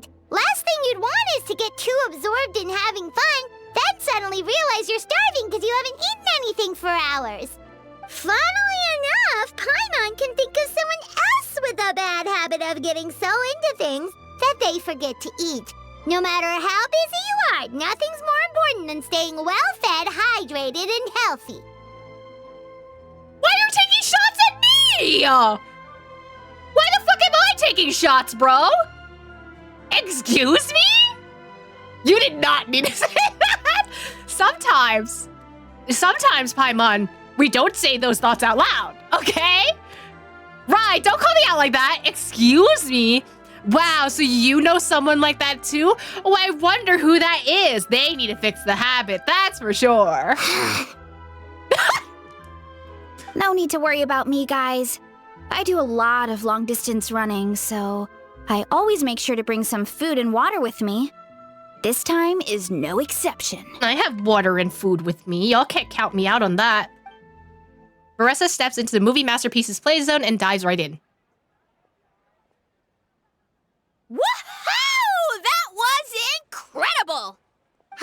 did you get through all the levels? It was amazing! Not only did I get a super high score, but I also checked up on every homage to the original films, and even recreated several iconic scenes starring comic book superheroes. She's so cute. I love that for her. I'll focus on doing business this time round, but if there's ever another event like this, please let me know as early as possible. I want in! It's a deal, superhero specialissimo. Okay, Ito. We added Ito voice lines for Traveler now. Yep. You know what? We should let you design the levels. I'm sure all the fans will be thrilled. That would be great. Anyway, back to business. Time to focus on my fruit stall. I'm gonna make a name for my orchard in Fontaine. As you should, girly pop. Ah, we love that. I love Varessa. She's so, like, you know, she's such a vibe. Like, I love her energy. Seeing how happy everyone is here, I can't help smiling myself. Would you like some fruit? Feel free to take some. I'm stealing all of your chocolate because I am out of chocolate, okay? She's back to the sea again. I miss her so much. I love Lynette. Detecting the arrival of my two most esteemed friends, activating chat mode. Hello, Traveler and Paimon. Hello, Lynette! Yes, the director we know invited us to come here and unwind. Just as well, it's an opportunity to recharge. Us? Wait, but Paimon hasn't seen Lenny anywhere. He's on the rooftops like Batman. Well, that's his own fault. That's his own damn fault. We've been working with this director a lot lately, so my brother took it upon himself to familiarize himself with their style and ended up watching all of their films. All of them? That's some serious dedication right there. The issue is the director is famous for psychological... Oh. Poor baby. Poor Lenny. Oh. Oh. Listen. Time to insert the Lenny Aethership. All right. Does he need someone to watch horror films with him? I'll be there to protect him. Lenny got into the plot twist he didn't sleep properly for 3 days straight and ended up completely messing up his sleep cycle. Paimon had no idea Lenny was so into horror films. He tends to get very absorbed in his magic show, so he probably finds it easy to relate to the characters. The way directors use psychological suggestion is quite similar to how we use it in our shows, after all. My brother's still over the actor's residence. If I had to guess, he's either catching up on sleep or analyzing those films. So that's why I'm out here recharging myself. Well, that's a side of Lenny we've never seen before. He's an actor. Actors do these things. I'm curious about the plot twist myself. Don't even think about roping Paimon into this. No, I'm not inviting you. It's gonna be a date with me and Lenny, excuse you. Me neither. I don't like jump scares or stories that give you the chills afterwards. Shouldn't films be relaxing? Something with beautiful visuals or at least a simple plot that doesn't require too much thinking? Okay, you can have films like this, let's be real. But also, I watched a video recently that described how having horror elements, or like some people watch horror because they find it comforting, because nothing can be as bad as the horror situation that they are watching in front of them versus the actual horrors of real life. So they find comfort in the horror that they're experiencing in a film versus the horrors of everyday reality. Sounds like eclectic escapades would be more to your liking then. Want to give it a try? Thank you. I've actually done so already. I really liked it. But maybe watching others would be even more entertaining. I get you, the priceless look on people's faces that they put. Is that really that entertaining? Sometimes. Still, if you're interested in the attraction, why not become a consultant? Oh! That way you'd get to see more of the visitors' reactions too. I'd love that. That doesn't sound like a bad idea. As it happens, I do have a few days off before filming starts. Oh, but you're gonna have like 15-hour filming schedules, let's be real. But first I need to help Lenny pull himself together. You go do that. You go do that. Have fun. I noticed an attraction nearby called Mellow Manor that looks really relaxing. Sounds like just what my brother needs to take his mind off of those horror films. You know, go pet some birds and cats, you know? Plus, some magic tricks require animal assistance, so it'll be a chance for me to learn more about their habits. Seeing as we're the host, why don't we go invite Linny in person later on? Great idea! If we can get Linny on board, the Cheval Moran Film Fantasyland will be even more popular than it already is! Linny, I'm back. The Cheval Moran Film Fantasyland is so much fun. There are loads of cute little animals. Come on, take a break from those horror films already. He's dead. Okay. Just break down the door.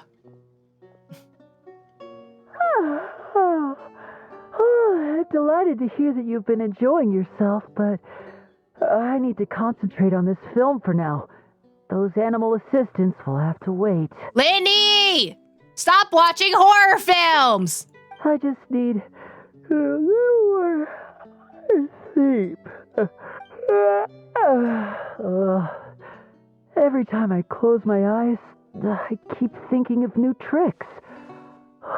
So tired. Can't sleep, but can't get up either. So tired, so sleepy. Nap time. Why don't you come out and have a walk? Have a date with Aether. That's right, Linny. A change of pace should stop your mind from wandering. Wait, Traveler? Paimon? You two are here as well? Bro's gonna bust open the door right now. They're managers of the park, and I'm about to become a consultant for one of the attractions too. In that case, count me in. Not just for my own sake, of course, but to support my friends. You just want to go on a date with Aether. Just give me a moment to freshen up. If there's one person Lily can't say no to, it's you, Traveler. You're in a league all of your own. Well, that goes without saying, that's my style.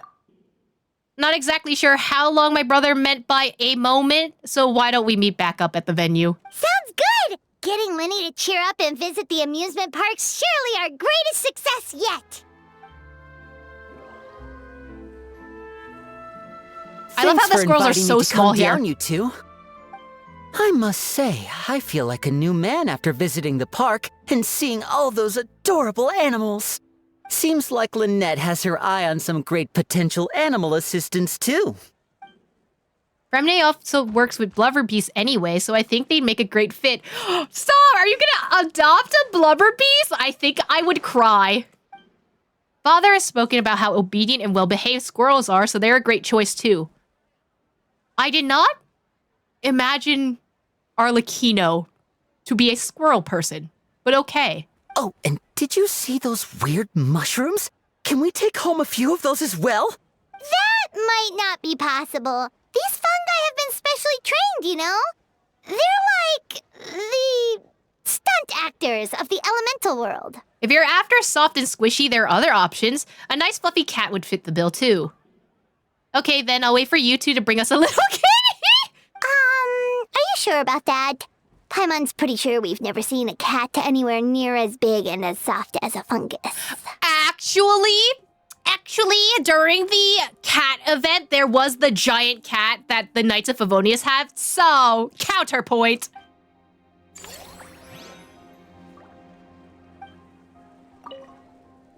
I feel so much better after seeing those animals. They're all so carefree.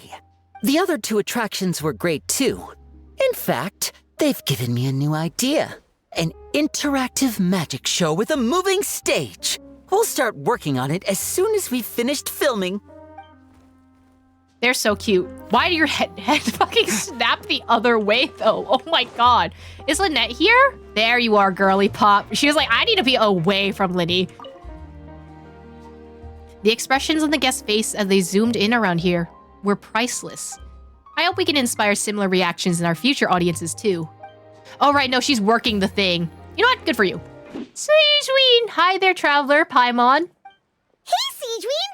Welcome to the Cheval Moran Film Fantasyland! You sure have your finger on the pulse, or has the park really become that famous? Actually, both. Navia told me about the plans at the Beauty Association's last meetup, so I've been looking forward to it since. But it's become so popular now that everyone's talking about it, even down in the Fortress of Meripede. Many of our staff members are actually hoping to take time off to visit.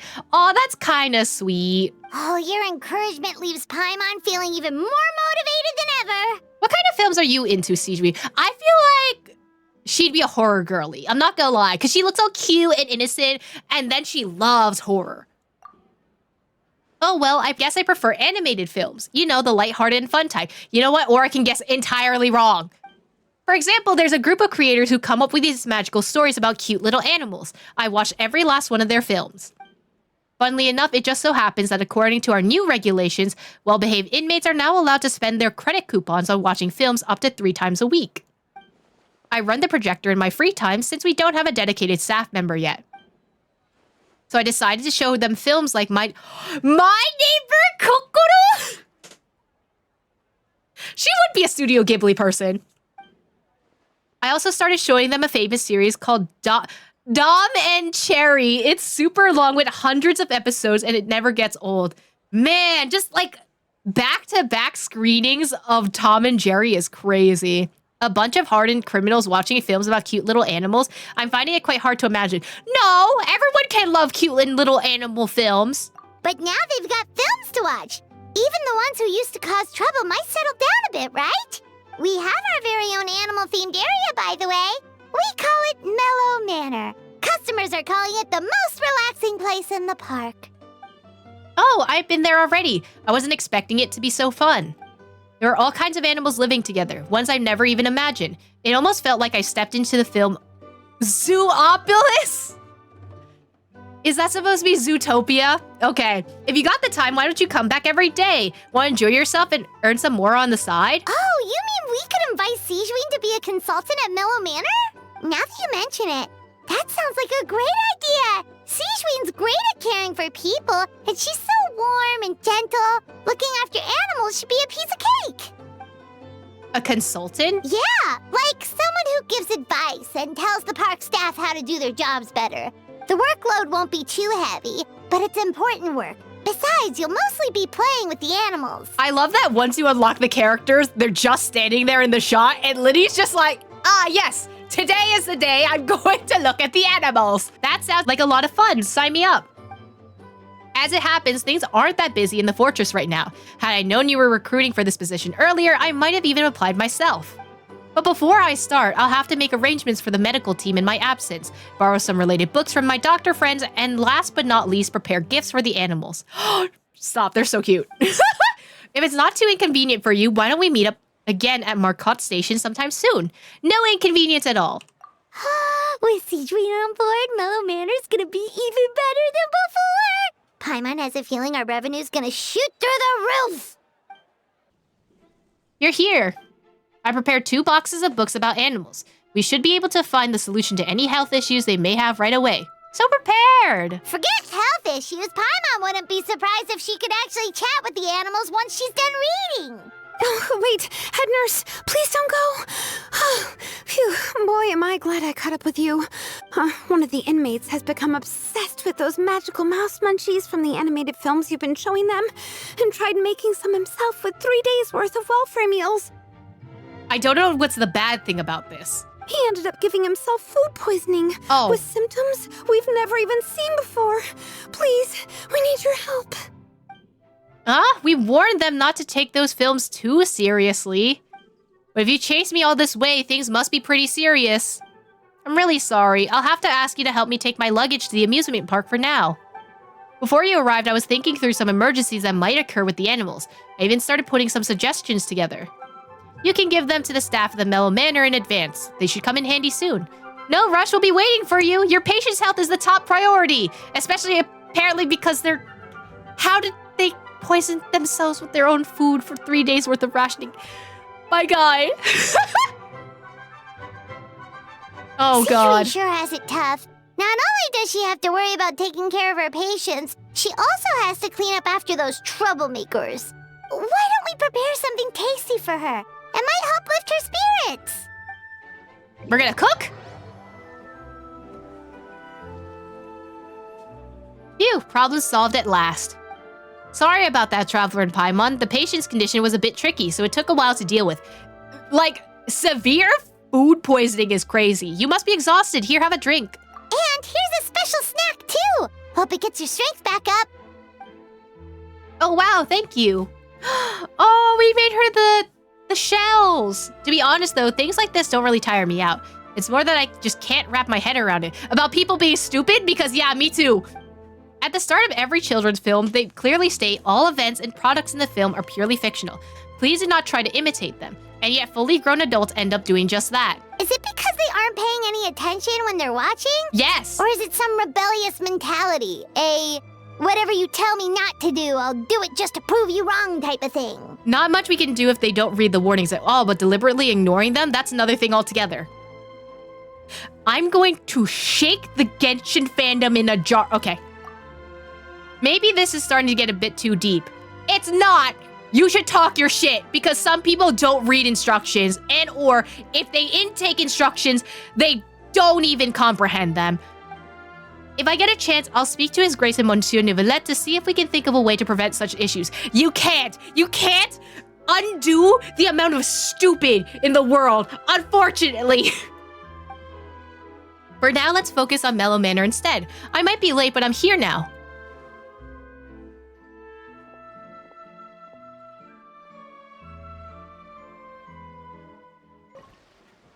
Come on, little cuties, time for some yummy in those tummies. You're all such sweethearts, aren't you? Happy, healthy, and getting on like a best of friends. They're so cute. I love her. Hey, Traveler, Paimon. What a coincidence running into you guys here. Dia? Paimon didn't expect to see you here either. Here to see the sights, or are you on the job? Ha, as it turns out, both. A while back, myself and some other members of the Blazing Beast were invited over to star in an adventure film here in Fontaine. Oh my gosh, she's an actress, girly. The film was pretty well received, so as soon as the director heard about this event, we were invited here as guests. To satisfy the audience, the director took pains to recreate sets from the film. Guess that's not scenery most Fontainians see every day, huh? Did you appear in the film, Dihya? I'd love to see the scenes you starred in. Me? Unfortunately, I got a little too into one of the action scenes, accidentally wrecked half the set, and got the boot. I ended up just doing odd jobs instead. Okay, fair enough, because as a techie, I would have been mad at you. Wait, aren't fight scenes supposed to be as realistic as possible? Surely the more punches that land, the better. No, it's called scripted choreography, Paimon. We don't actually punch people on set. Well, the production team didn't have much of a budget, so if they shot a few more takes and the set collapsed again, they would have gotten bust. Plus, even the toughest fighter we had in the crew, Uncle Sismar, couldn't last more than a few moves against me. And what was his role in the film? Hopefully not just to get pummeled into submission by you. Actually, no, he was playing one of the key villains and was supposed to perform a grand sword dance in front of the protagonist. If things had gone how they were meant to, it would have been an amazing fight scene. But the lead actor, exhausted from working all day, was so hungry and in a rush to wrap the scene that he improvised and pretended to shoot him with a gun instead. After thinking it over, the director decided to keep the scene, and to our surprise, the audience loved it, and even turned Uncle Sidmar into a bit of a star. I thought I've seen that guy somewhere before. Pretty sure I've done something similar before myself. I don't know if they're referencing Han Solo here. In a little while, he's going to be very busy signing autographs for fans, something I should really be helping him out with, actually. But now I've run into you guys. How about this? I go give him the heads up, get them to cover for me, and then we go out for a drink or two. Stop drinks with Dihya? I would love that. You sure that's okay? Hey, we're old friends, so why not? Running into you and Paimon here in a foreign land is the best surprise I had all day. I heard about a bar called the Rusty Rudder along the coast of the southeast. I'll see you there. Oh, is it an Indiana Jones reference? This is how you know I'd never watched the movies.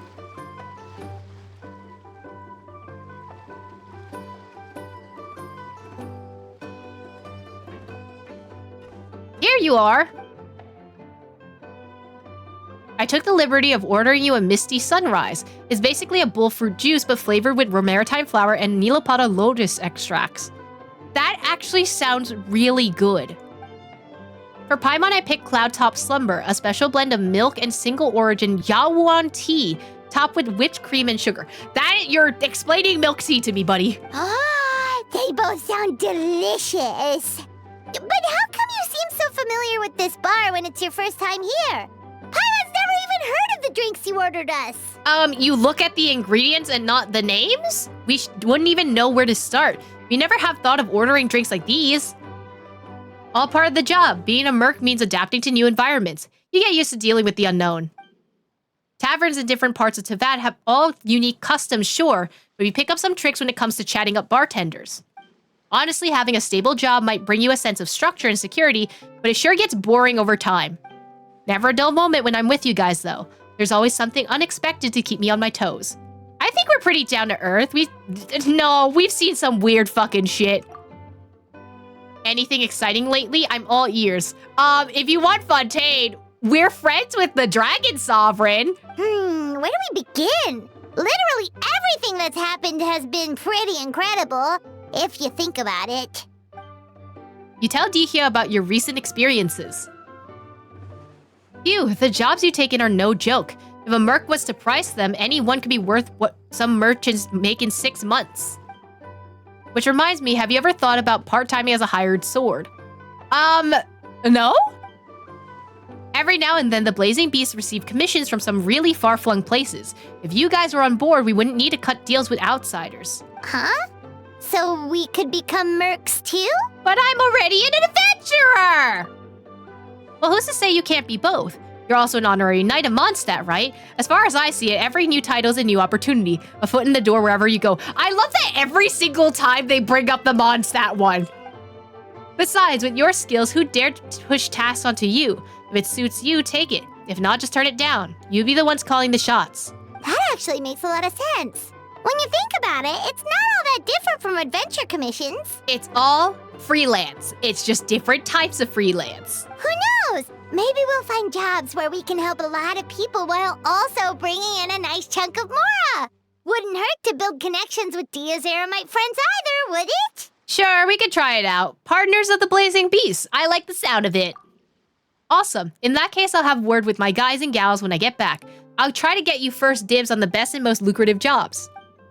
We'll need to figure out which areas we'll be assigning you commissions for, but I'll talk that over with the others. You have fun chatting with Dihya while enjoying your drinks. Before parting ways, Genshin won't let me ever read the dialogue. Traveler in Paimon, good news. I spoke to my crew. All Blazing Bees are fully on board with the idea. Any commissions we receive for the region west of the Hypothosal Desert, north of the Desert Haramaza, east of Ardravi Valley, and the south of Ashvan Realm are yours. That's a lot of area, girly pop. We haven't had many lately, but in the past, we've usually gotten a few good ones every year. The pay is insane, but so are the risks. The type of work that normally calls for a team of heavily armed mercs. But this should be just right for you. If it were any easier, you might not even break a sweat. Sounds perfect.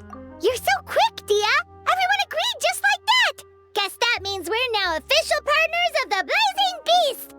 Hooah! Watch out, world. There's a couple of new mercs on the scene. Maybe Paimon should give herself a proper mercenary name. Ha! And when you're working in other nations, don't forget to give the Blazing Beast a little plug now and then. I got you, girly pop. Commission for commission. We protect, you prosper. Anyway, I'll send a letter to the Adventurers Guild in various places when a job comes up. Make sure you check your mail. I will! Oh? Oh, she gets a little stall for herself.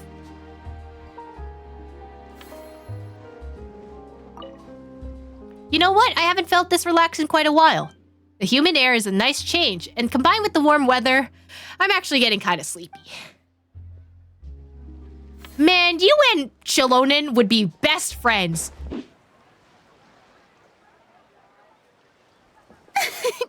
Why, hello there, traveler. Paimon. I sensed your enthusiasm from a mile off. You were so bright, I could have taken you for an opera singer in full falsetto. There is a part of me that wants to do the full falsetto, but the other half of me is just like, no, we need to continue on with stream. Farina, you're finally here! Our star has arrived, and now for the moment we've all been waiting for. Thank you, thank you. I am just as thrilled to be here as you are to have me.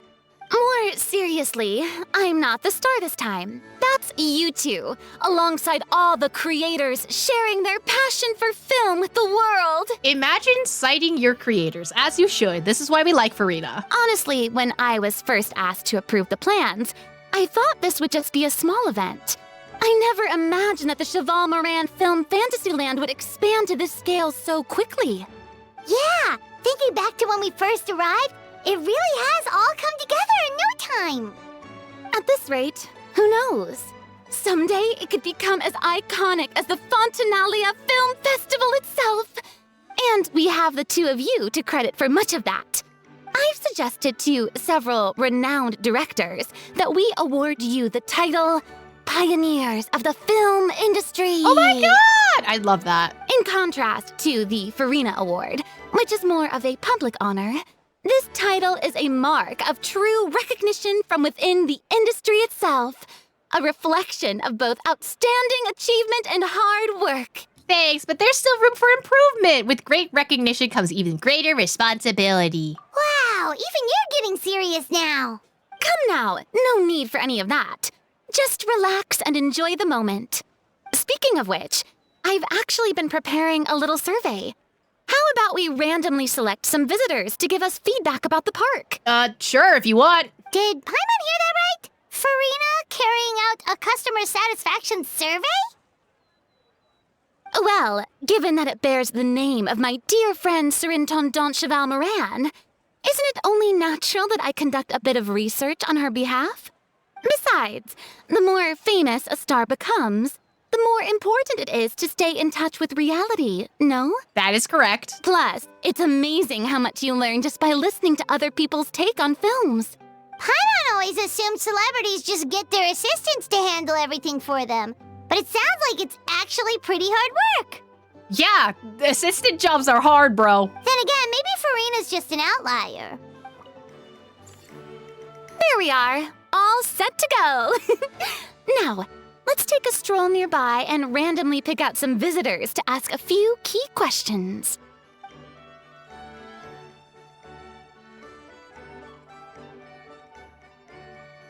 Oh, we're not actually doing the interviewing. Okay, that's fine. These suggestions are surprisingly detailed. Choosing film prototypes, recreating the scene cutting process, budget management for costumes, makeup, and set design? Oh. Don't ask a cosplayer for budget management for costumes, makeup, and set design. It's gonna be hell. Oh, Paimon's head is spinning. Why is everyone so professional? Also, nearly every single person we spoke to said they wanted to see Lady Farina perform. Your popularity is off the charts! No surprises there. I'd have said exactly the same thing. To tell you the truth, I've no plans to perform this time around. Any star worth their salt knows their role. When I take center stage, all the spotlights are on me, and rightly so. But as a guest, I should step back and let others shine. So instead of performing myself, I'd prefer to support you from behind the scenes. Perhaps as a consultant for one of your attractions, for instance? We love a techie. Now that you mention it, we've got a perfect role lined up. Hey, that's right! Movie Masterpieces is all about film expertise. There really would be no better candidate than you! Oh, wonderful! Then I shall give this role my very heart and soul. Once I've had a moment to prepare, we can meet up for a slice of gâteau from my pâtissière suprême before we get started. Look at the stage! It's so cute! Simply exquisite. As amazing as ever. Escoffier, have you ever considered starring in your own film? I can see it now. Val's en cuisine. A riveting tale about the art of extreme cooking. I'm sure it would be a hit. As it happens, I'm already doing something similar. A brand consultant has been filming my training sessions with students and incorporating them into films about Fontanian cuisine. Is she already filming Hell's Kitchen? Oh, no. No. A documentary won't do. I'm talking about something with a bit more... They're talking about Hell's Kitchen. Your experiences as a chef could be turned into a scintillating story. In fact, I'll even write it myself. Abyss Kitchen? Love that. Where's the first episode? Before you finalize it, please let me review the culinary terms, especially when it comes to how ingredients are handled, the timings and the quantities. Great! It's settled then. And Actually, I think I'd like to bring in the Traveler and Paimon as directors. Something tells me that the three of you working together would really get the creative sparks flying. We could create something truly magical here. No problem. That said, now that we've been granted Director What am I Farina's doing? approval, we'll really have to step up our game. Why are they like this? I love them. Director Farina, show us the way. We may be rookies, but we'll give it our all. Excellent. I believe in you both. They're all so embarrassing. I love them. The gâteau was sublime as ever, Escoffier. Now, about time we got to work. I'll start drafting the script on the side while serving as the consultant for movie masterpieces. Wish me luck. A truly great adaptation must capture a film's core themes and seek to convey the inspiration that lies behind them. The three attractions are certainly all up to par, and I trust that you'll be able to make them better still. I can't because I maxed out everything before finishing your story. To enhance our film's aesthetic, I'd recommend a few classics for you to familiarize yourself with. Or, if you have the time, maybe we could watch them together? I'd love to. Aw, Farina! Ah, Traveler, doesn't it feel like all your troubles just melt away when you're at the Chevalmoron Film Fantasyland? I've got 2 pieces of good news for you. Which one would you like to hear first? The more important one, I guess? Alright, then I'll begin with the one that's most exciting to you. I'm giving you the prototype for the composite hunter's bow. Why? The prototype? The weapon that we get at the end of the event? Many years ago, a weapon research team at the Fontaine Research Institute developed a prototype to push the limits of long-range bow performance. They hired my outsourcing team to design the sight for it. But then both the Maison Guardian Neige and the Special Security and Surveillance Patrol adopted muskets as their standard issue and stopped ordering bows in bulk since they require so much training to master. The research team and my outsourcing group were disbanded, and the prototype ended up in my hands. Well, until recently. A sci-fi film about the mechanically enhanced warriors borrowed that bow as a prop. The invisible protagonist, the Prophet, used it to silently take down all sorts of enemies. Thanks to that, the bow gained quite a following amongst sci-fi film fans, so I brought it here to showcase. But why give it to me? Because you're the heart and soul of the Chevalmoron Film Fantasyland, the one who brings all these legendary characters together, the main character or whatever. After fans learned about the bow's original purpose, they all hoped it could find its way into the hands of a true master, someone who could unleash its full potential. As a renowned ace adventurer, even if you're not a bow expert yourself, I'm sure you'll find someone who can wield it with skill and bring out its true power. Once things settled down at the Chevalmoron Film Fantasyland and most fans had the chance to see it, I'd like you to take it and carry on its legacy beyond the silver screen. Wow, I'm flattered. No need for formalities between us. Just promise me you'll put it to good use. I hope you and your bow-wielding buddy will have a blast with it. Wait, Girly Pop, what's the other piece of news, though? Hit me with the lighter one. Okay, so I finally escaped the wild ride of risky business ventures and landed some steady work. We love that for her. Thanks to some inspiration from you and Miss Charlotte, I tweaked the camera lens for image recognition sampling collection and turned it into a high-precision zoom photography assistant. A new generation product hit the market right as the camera lens was evolving, and now many directors and merchants have started working with me. I suppose you could say I'm a rising supplier in the film industry now. People trust my devices. That's why I've chosen to help build the Chevalmoron Film Fantasyland. Of course, my finances are still a bit unpredictable, but at least they're a lot more stable than before. You know what? Good for you, Girly Pop. Same to you. I owe it all to you.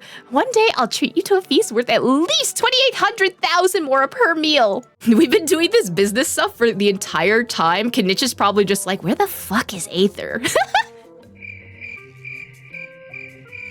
I guess Paimon did eat the Oceanid because at this point, where the hell is she? What the fuck are her voice lines? It's just like, I was about to say Illusions of the Past, and I was like, that's the wrong character. Bow beneath me. I think that's also the wrong boss voice line. The power of water is the ability to take any shape. Thank you. That line. That's what I was thinking of. Why are we going so fucking fast, bro? Again, could be skill issue. Oh, it's definitely skill issue. Have you ever thought of the option of, please don't, stop that, get some help, get cornered, bitch, on a chair? Mostly birds. Oops, mostly birds. Listen, I know it's not optimal. I just want more birds. Bird, bird, bird, bird. Capybara, capybara. Maximum bird. My bird empire. Oh, man. Bro! Are you mimicking me? Now's not the time. Come on. They're so embarrassing. No, I mean, one of our buddies is here, for real. Quite a few of them, actually.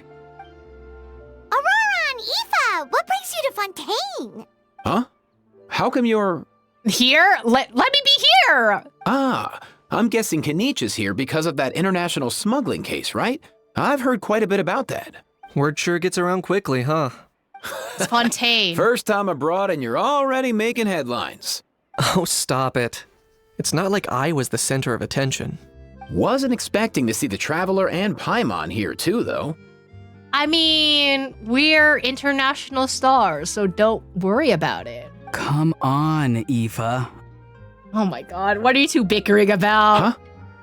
A traveler, by definition, is someone who travels around. Not him mansplaining what a traveler is, that's crazy. Fair point. Anyway, back on topic. Wait a second. I lost my train of thought. What were we talking about again? Oh my god, Aoife's me. Why, you're all here, of course. For vegetables. cacucu. They're so embarrassing! Bro! I'll go first. It's for the Chevrolamine Film Fantasyland. Wait, is that right? It's Cheval Moran. Ah, right. I keep stumbling over that one. It is French. Guess I owe Cheval Moran an apology, even if she's not here. Okay, I love the stupid X stupid shit, but oh my god, please. It's okay! Anyway, long story short, the festival restaurant urgently needed fresh vegetables from Natlan, which is why Aoife and I are here. So, you guys are vegetable couriers? He is. I'm just here as a responsible adult. Why are you two shading each other? It's his first time traveling so far away from home, and all the elders in his tribe were worried.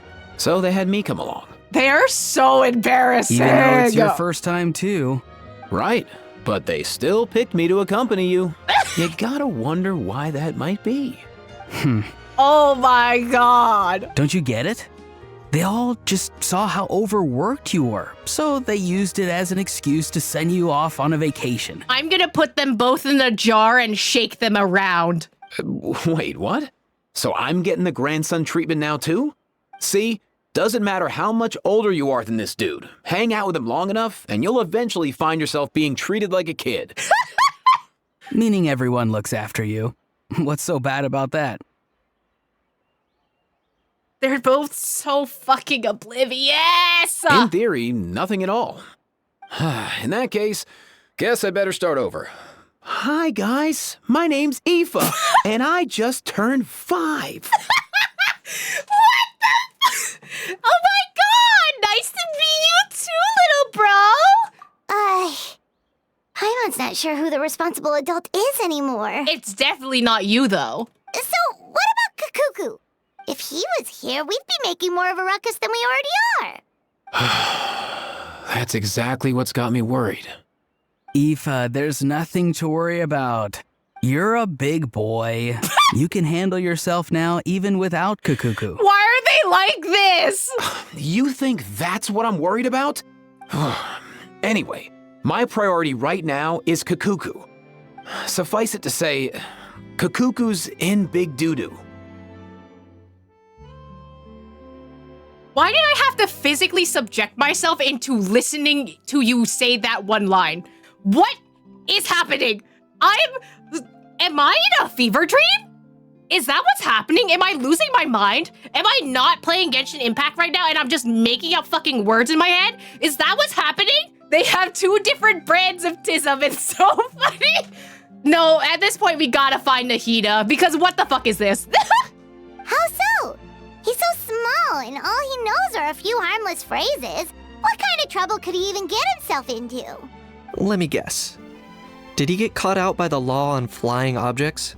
Bro, you too? Not me. How? Oh, that pesky little chatterbox. So that's why he hasn't interrupted us this whole time. Guess he's too scared to show his face. That, plus he's already spouted enough nonsense for one day. So I've put him on mute until tomorrow. Nice one.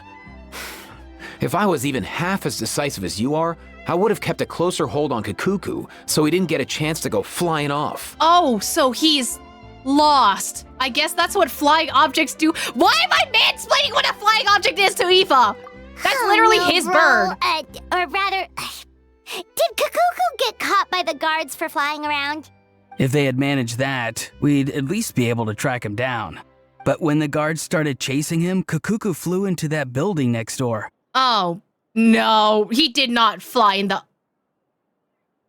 Oh, no. I wouldn't be surprised if there was a high-stakes pursuit going down in there as we speak. Just like one of those cool crime movies. Which building?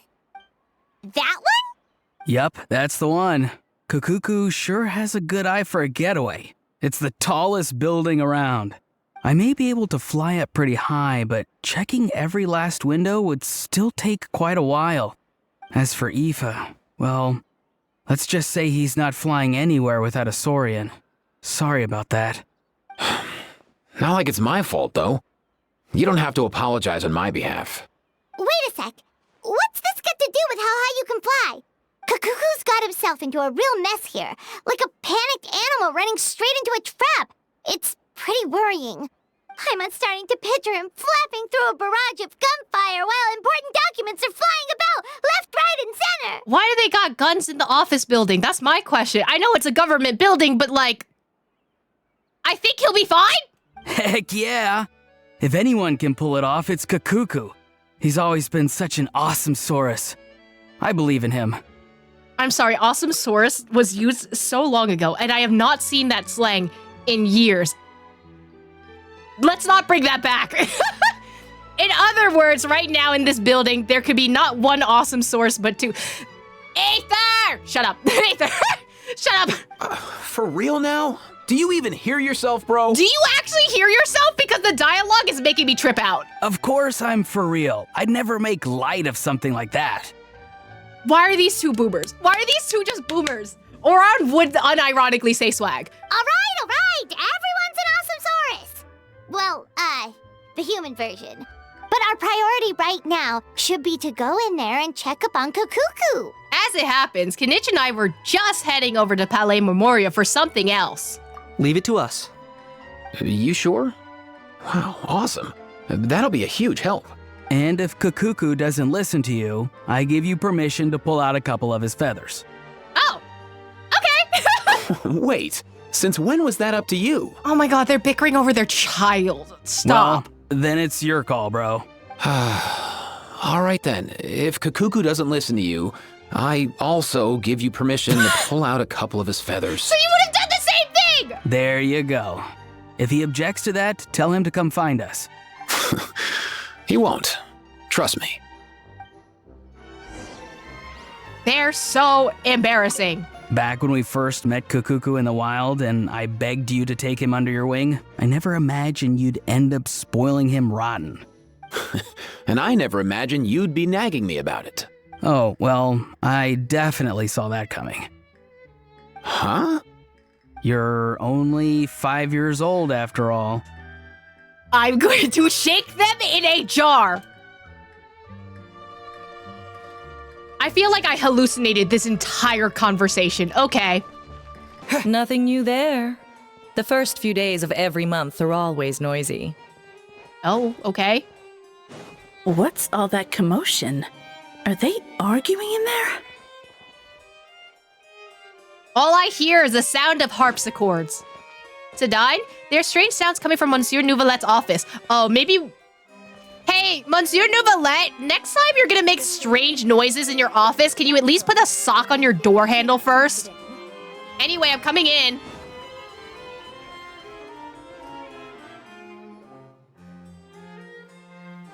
No way, bro!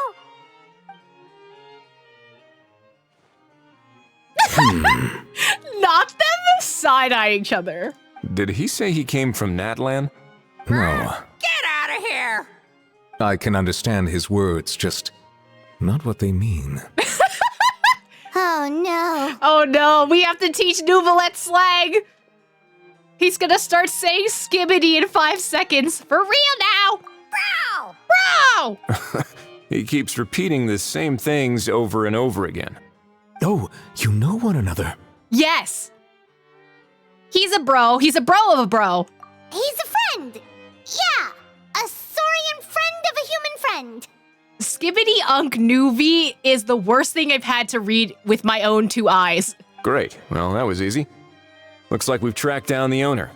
Guess that's one less lost and found notice for you to write, Monsieur Neuvilette. For real? Wow!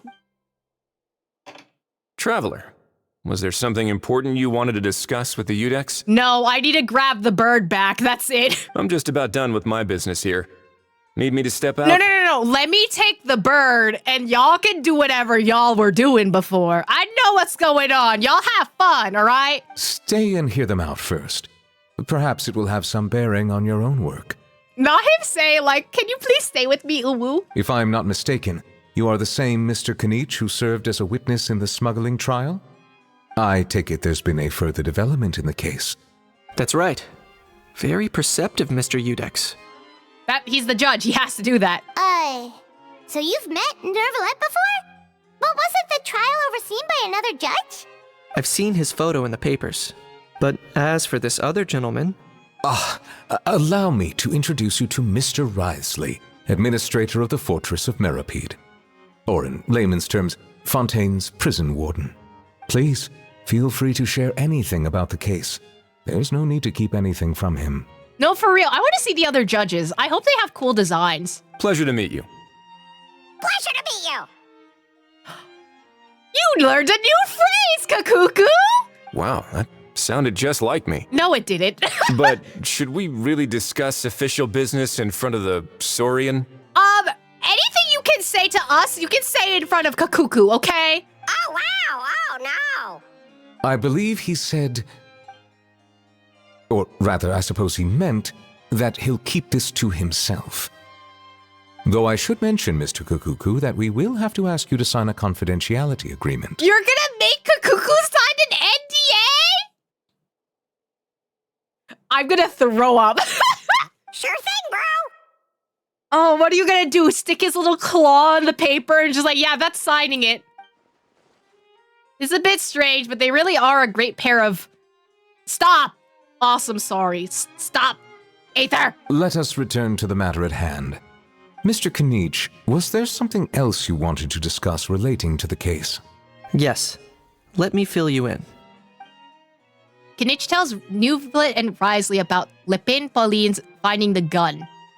Neuvilette makes inquiries with the relevant personnel, and sure enough, they locate the box and the gun that Lepine Pauline spoke of. Wow! It really is exactly like Lepine Pauline's sketch! That must be all that practice drawing engineering blueprints, huh? Man, that looks very ancient techy. Like, I knew they said that it was very ancient techy, but actually looking at it, I kind of want to lick that molten lava center, though. So if it's true that this weapon came into Fontaine alongside the contraband from the smuggling case, then there's a high chance we overlooked a suspect. That's exactly my line of thought. I see. Mr. Kinich, thank you for reporting this promptly. I'll arrange for the Marechaussee Phantom to investigate right away. What? You guys wouldn't lick the center of the gun? Tell me you wouldn't. Y'all are just a bunch of liars. We should begin by questioning the prisoners in custody. Wriothesley. I'll sign off on the interrogation request. Don't you worry. That would be much appreciated. It's lucky that the Palais Mermonia wasn't scheduled to release any public bulletins today, and that this gun's lost and found notice hasn't been written up yet. In other words, the news hasn't leaked. So you were looking for it. I'll be staying in Fontaine for the time being. If there's any progress in the investigation or you need my help, feel free to reach out anytime. That goes for me too. Yep, we were just about to go help out with Lapine Pauline's convention. If there's any news, we'll keep you all posted. Marvelous. Thank you all. Well then, all that's left is to... Why are we all staring at Cacucu? You miss me, bro? The turnaround is so cute. He really does come out with the most unexpected things. I love that the two boomers are just like, wow, look at this child. Who did he learn it all from? A couple of top bros from Natlan. Huh. Well, it's pretty extraordinary.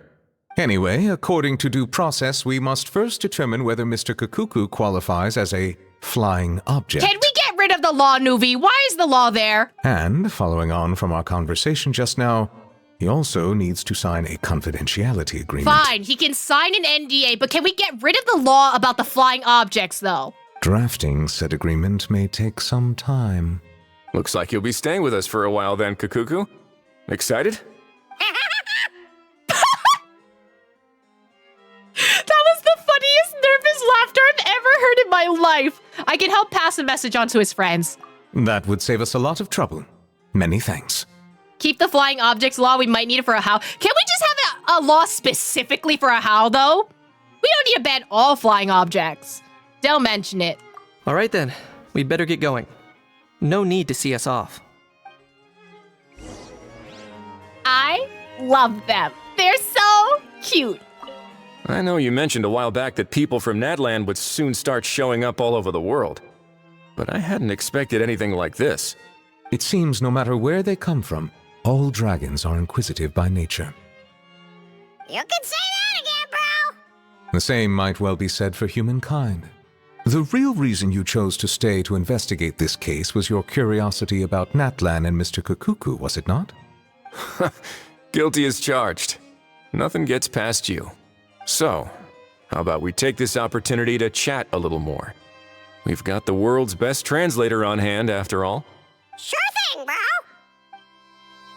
They're so cute. I love them. I love everything about them. They're adorable. I love them. Open it up. Steal it. No. Let me steal it. Let me steal the gun. Yeah. Guys, I can't steal the gun. This shit's rigged. Let me... Give me the gun. Okay, fine. I'm out of here. You two can do whatever you want. Ororon, Aoife, we found Cacucu. What's the situation? How bad is it? He has to sign an NDA. That's how bad it is. There's some good news and some bad news. Oh no. When I saw that Cacucu wasn't with you, I'd already prepared myself for the worst. He's not dead. He's just with the person in charge. Relax, Aoife. Maybe Cacucu just prefers high-rise living now. Sometimes you just have to let the kids grow up and make their own choices in life. For real now? Do you even hear yourself, bro? It's not that bad. Cacucu's fine. Still very much alive and kicking for starters. He hasn't been arrested either, so no jail time. Even has interesting chat with some veritable VIPs. See? You're not exactly reassuring me here. He's not dead. Is that the first step you want? As for the bad news, well, it's really not that bad. Cacucu accidentally overheard some top secret stuff, so he has to stay at the Palais Mermonia for a while to sign a confidentiality agreement. But there's no need to worry. The person in charge of looking after Cacucu is super nice, so he'll be absolutely fine. You know, it's just the judge that oversees all of Fontaine's laws and the prison warden in the highest top security location in Fontaine. But it's fine. You'll just have to wait a bit longer. All right. That doesn't sound too bad after all. Wow, hearing that's put my mind to rest. That is true. Both of them are very nice. But based on my understanding of how things work here, the ban on flying objects should be over by the time Cacucu actually gets out. What a shame. Oh well, I guess we'll just have to go have some fun without him. You don't look disappointed in the slightest. Anyway, Ororon and I will be staying in guest rooms upstairs at the Hotel de Boer for the time being. Feel free to drop by if you need us. Say it with me, guys.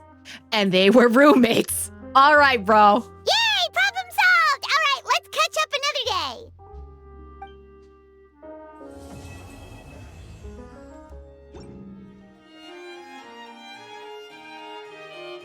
Hey, everyone, we're here! Oh, hey, my little dudes! Good morning! Morning, little dude! Oh, wow, Cacucu's learned a new greeting! Is that good news or bad news, though? That should be good news. Sorry, I did everything within my power. But so far, I've only managed to teach him how to say good morning. Wait, so that's all you've been up to this whole time? Oh, God forbid Rio has a hobby above ground, Paimon. Get out of here! I think that means no. Huh? Okay, so good mornings aside, please tell Paimon there's been some other progress too. Of course. That's why I'm here. Cacucu's not the only one that Mr. Wriothesley's been getting to talk. I'm referring, of course, to the convicts. It was nothing. These guys weren't exactly tough nuts to crack. So, what's the deal? After racking their brains, they remembered speaking to an inconspicuous middle-aged man just as they were preparing to pack up and leave Natlan. That's suspicious. He was dressed in the manner of the Children of Echoes and carrying a box. Plus, the description matches the one the gun was found in. All in all, he didn't look any different from your average Natlanese traveler. Perhaps seeing that they were dressed as merchants, this man stopped for a chat, inquiring where their goods were headed, and even asking if they could share a boat. The smugglers were very cautious, though. They didn't tell him any specifics, but all this happened before I crossed paths with them. I happened to notice them as they were preparing to set sail. I thought they looked shady, so I snuck aboard, and ended up being carried along all the way to Fontaine. A series of twists and turns. Okay. That's in fact what a whirling waltz is. Why is a how in the bottom of my screen? Sir, aren't you a flying object? You should be banned.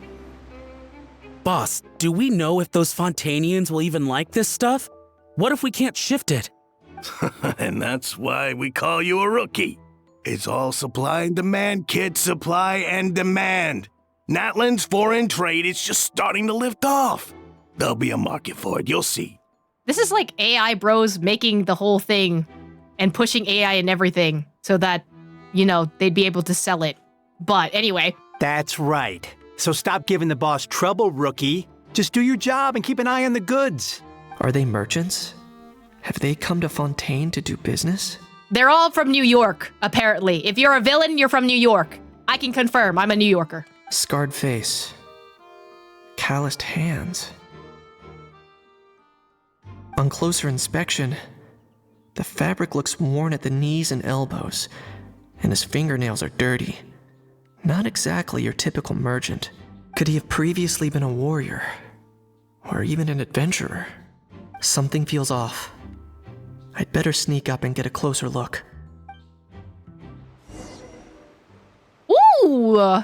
It's just like in, what was it? The Neuvilette story? Nice thinking, boss. This tourist tub's been fast-going and smooth sailing. Plus, no one's been asking us what we're up to. That goes without saying. Big cargo ship would have been too slow, whereas the smaller ones would have been faster but way too bumpy. I love me when a If we ended up villain damaging the goods by monologues their accident, entire plan. All these months spent grafting away would have gone up in smoke. Seriously? But there's hardly anything here. Would it really have taken them months to prepare? And why would they need to transport it with such care? Could they be secretly smuggling precious items out of Natlan? I'll need to find a way to get to the bottom of this. Find a way to create a diversion so you can investigate the cargo. What? You can't see me. Let's go hear what Investigate. these criminals have to say for themselves. What was that sound? Nothing. Oh, that Sure counted? enough, there are relics inside the... Hey! way! That shouldn't have Boss, counted! do we know if those Fontanians will even like this stuff? Oh my What if we god! can't shift It it? resets the scene? Let's go hear what these criminals have to say for themselves. Sure enough, there are relics inside the box. Hey, why the long face? You're abroad on business, and you get to do some sightseeing while you're at it. Sounds like a pretty sweet deal to me. You better cheer up if you know what's good for you. That's crazy, but okay. I guess you're right. I was just worried I might have messed up with the packing, or that something's gonna go wrong along the way. Oh, pull yourself together. Tons of foreign tourists come traveling to Fontaine. I bet their luggage is full of all kinds of weird stuff. If someone insists on checking it all, just show them the purchase order we had drawn up. Those Fontanians can't get enough of their legalese, so I've heard. They can look all they want. Aha. So their aim is to smuggle in contraband after all. I'm not gonna lie, I'm falling asleep Looks at like this I've section. gathered enough intel about the smugglers and their contraband. Time to inform port security. Alright, we're gonna do TSA check, fine. Hiya, How. I just realized y'all can't see a How on the bottom, but he's here. He's right there. So anyway, that was when I went and told the Fontanian guards about my suspicions. After an investigation and a chase, they finally apprehended them and sent them on their way. Well, guess they're headed exactly where they should be. Good job, Kinich. Thanks. Based on your recollections just now, I was completely focused on those smugglers at the time, so I wasn't really paying attention to other passersby. That's only natural, don't worry about it. Yeah, Kinich, you did great. in other words, the person who brought the gun here, the one who lost it, has no connection to the smugglers whatsoever. They were working entirely on their own. Oh dear, oh dear. Sounds like Mr. Cacucu wants to chime in? He said this elusive individual's actions are positively mystifying. It's a good observation. I quite agree. All right, we crop out Cacucu, and that's a wallpaper. Anyway. However, we still know next to nothing about the person.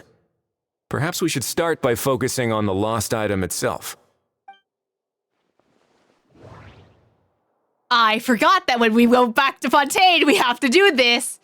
It came from the ancient Natlanese dragon ruins. This is a relic left behind by Natlan's ancient dragon civilization. It's a genuine antique, so it must be of great value. A lost object that was picked up.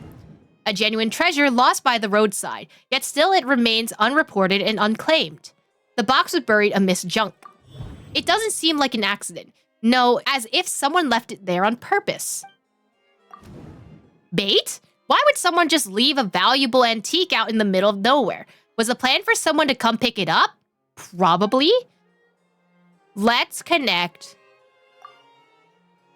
Oh, is it? I can only submit conclusion? Fine. Bait. It certainly seems like it was the bait in some kind of trap. The only question is, why wasn't the bait made more conspicuous? Has something sprung to mind? I just remembered a film I watched this one time. Huh? Oh, wow. No way, bro. Hold on, let me explain. Just now, the traveler speculated that this box might have been placed there on purpose, as if the intention was for someone to come pick it up. That got me thinking about those films about kidnapping cases. When they demand their ransom, the kidnappers tell the victim's family to leave money or valuables at a designated spot for someone to come pick up. That doesn't merely happen in films. There have been similar cases in real life. In fact, if anything, it's probably the real-life events that inspired the films. Sounds plausible. Ooh. Wait. This raises the stakes to a whole new level. If the gun really was some kind of ransom, then since we took the box, the kidnappers never got their payment, so does that mean they executed the hostage? Paimon, relax. I agree. I don't believe we have a kidnapping on our hands. Selling off stolen goods is extra work that most kidnappers would want to avoid. Unless they're after something very specific, they tend to just ask for cash. Could we be dealing with a kidnapper who's dead set on getting their hands on an ancient dragon handgun? It's not impossible, but the likelihood is very slim. We can discount that possibility for now. What if it's not a kidnapper? And speaking of selling stolen goods, don't you think this looks more like a transaction? Oh man, about the seller. The gun was placed in the locked box and hidden away. Clearly, the seller wanted to keep their identity secret. About the buyer. After receiving the instructions, the buyer would have gone to the designated spot with the money to pick up the goods. To ensure that they actually got paid, the seller would likely have been watching the buyer. Oh, so they would have been there. About the goods. Before the buyer could show up, Lepine Pauline found the goods by chance while setting up the event venue. About the incomplete transaction. Due to the unexpected arrival of the film Fantasyland, the deal had to have been called off. So, I think it's about the buyer. Apparently, they didn't reuse the voice lines from last time, so... Fine, the incomplete transaction. So, bottom line, this was an individual smuggler at work. Exactly. And it was the location itself that caused the deal to fall through. The last thing they would have expected was for a quiet beach to turn into a bustling film convention overnight. Not only is the area now packed with tourists, but the Spina di Rosula have a presence there. I'll bet that both parties were completely caught off guard. Great job, Lepine Pauline. That sounds like a plausible theory, but how do we verify it? Looks like your people better start rolling up their sleeves. How so? Easy. Just follow the usual procedure by putting up a lost and found notice. The more routine we make it seem, the more likely the suspect will come forward to claim it. Even if they send a proxy, we're liable to get our hands on new leads.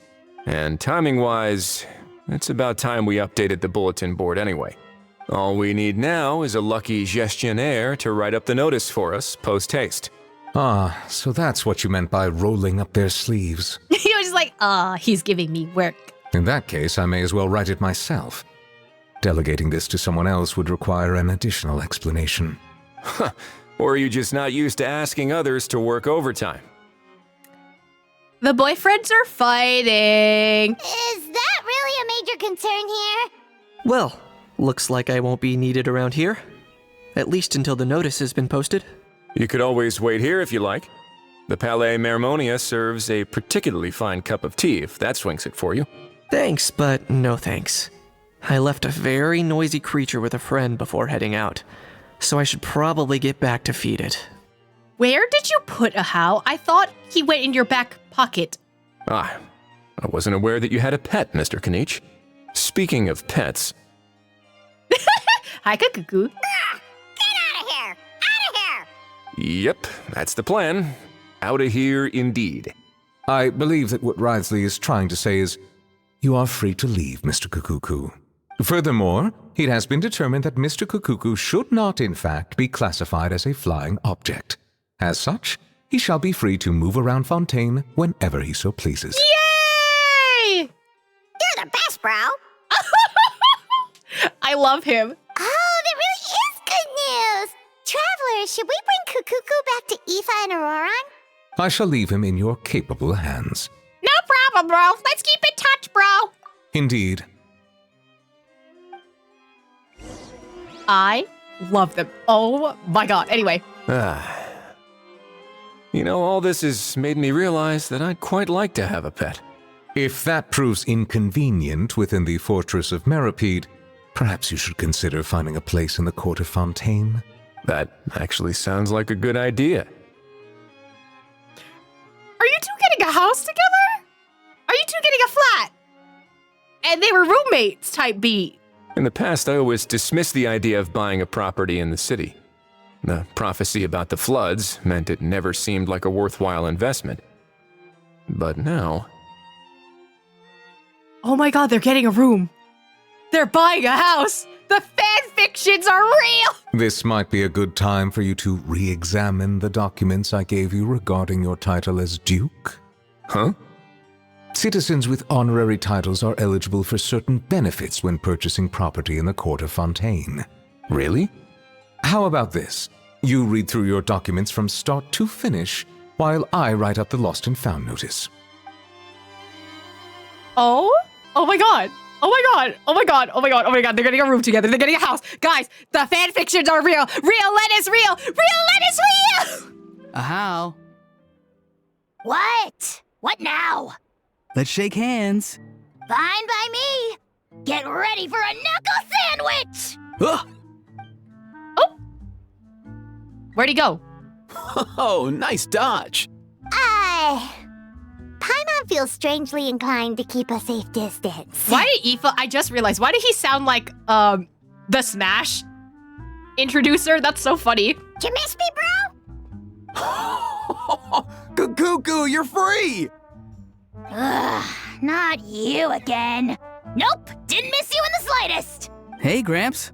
And hey, Paimon and Kinich. It's good to see you all.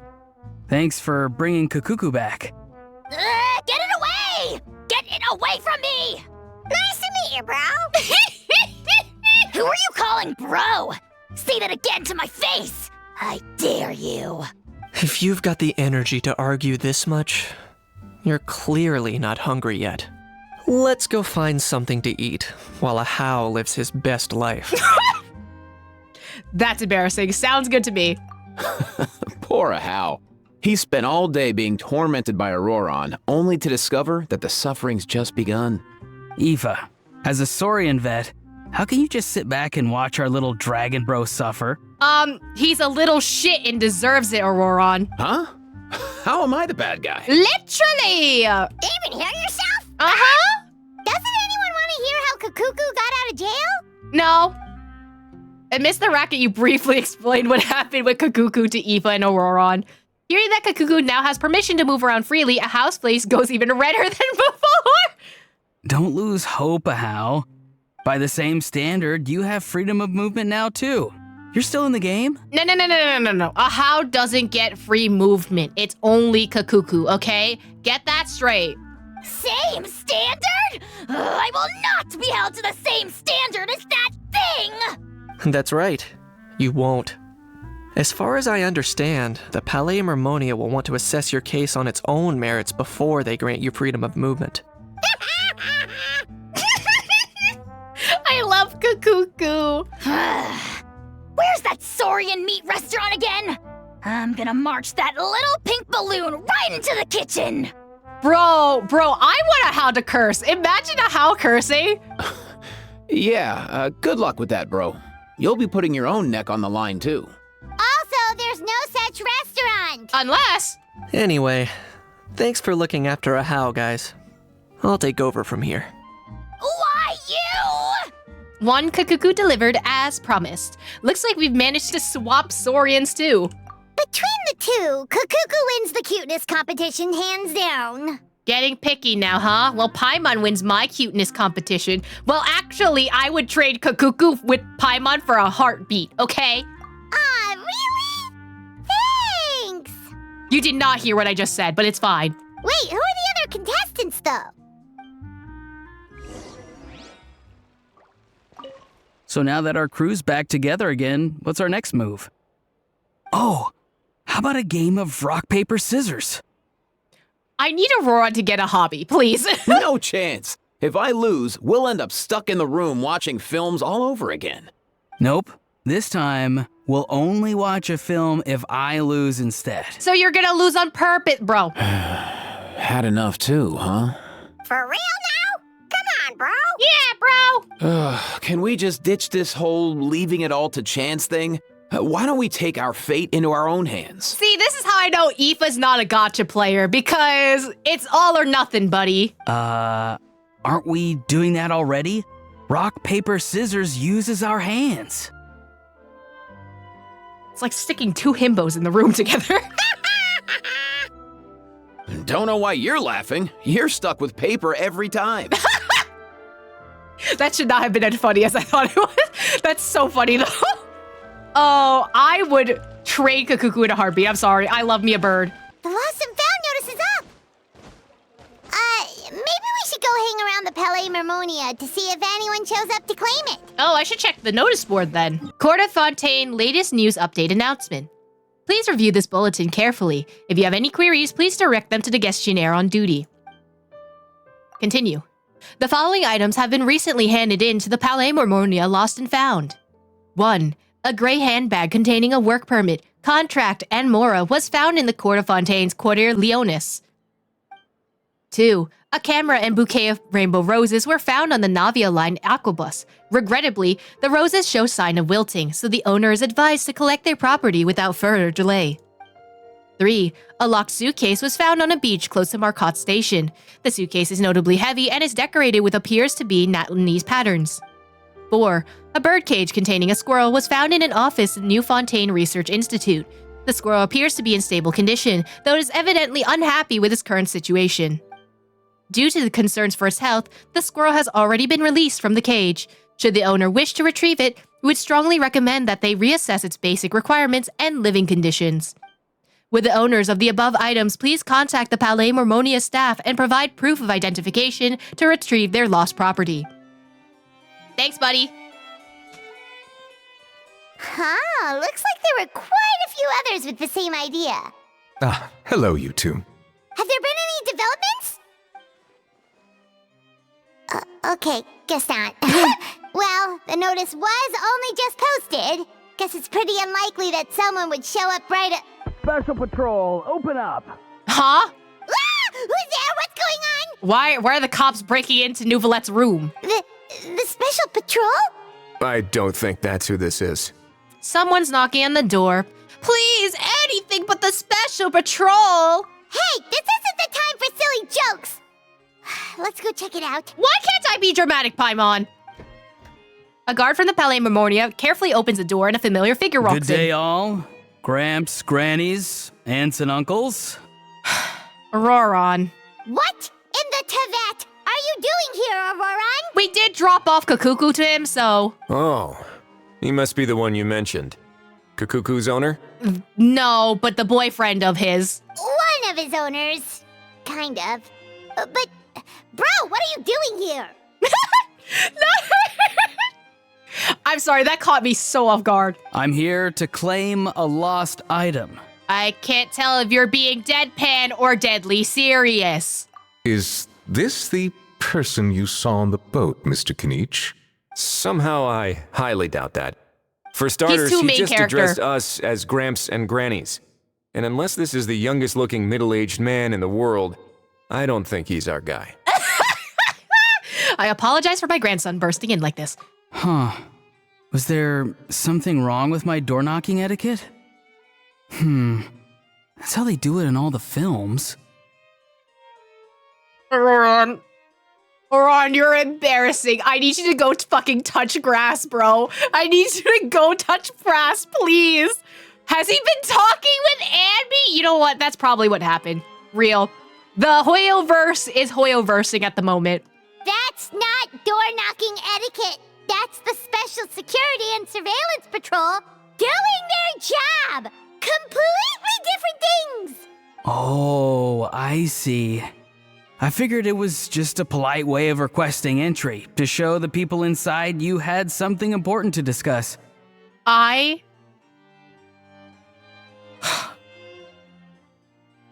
losing brain cells over this. Oh my god. Oh, sorry about that. I totally goofed that one up. Give me a moment. I'll go back out and try again.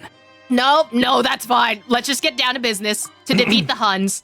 So, Ororon, you said you were here to claim a lost item. What did you lose? Yeah, so basically...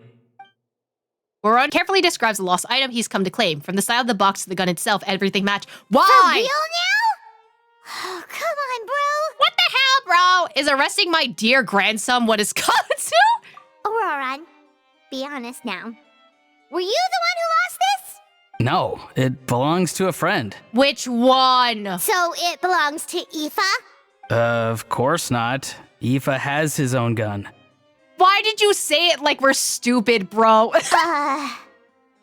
Ororon, just tell us the truth. Otherwise, we're gonna have to arrest you for real. And also, I'm telling Granny Eatsley. All right, then. I knew this wouldn't go well. So, here's what went down. This morning, Aoife and I were playing rock, paper, scissors. Before long, he'd lost, as he usually does. So we figured we'd head out and visit some of the Cour de Fontaine's famous landmarks. When we got near the plaza, a man suddenly stopped us to ask for help. He said that he had lost something and that someone had found it and sent it over to the Palais Mermonia. but apparently he used to work here and was worried it'd be awkward bumping into his old coworkers, so he asked us to pretend to be the owners and claim it on his behalf. You didn't manage to keep that pretense up for long. It's fine. I'm not the one who feels awkward anyway. So, a former employee of the Palais Mermonia. Was this individual a Fontaine native? Yes, at least I assume so. He looked like a well-dressed gentleman to me. Not every well-dressed gentleman is from Fontaine, ororon. We were about to refuse, but he was so polite. Could it have been a disguise? Oh no. Ororon, Paimon thinks you've been tricked. This person might be in cahoots with the bad guys. It's not the first time he's been in cahoots with the bad guys, girly pop. Oh, maybe he already took off and escaped as soon as your mission went pear-shaped. I have never heard that phrase before. What do you mean your mission went pear-shaped? No way. I'm not that dumb. Ororon, I need to be truthful with you. You're stupid. Oh my god. Huh? He's not going anywhere. Aoife and Cacucu are keeping an eye on him over at the plaza. Okay, so they are with him. Keeping an eye on him.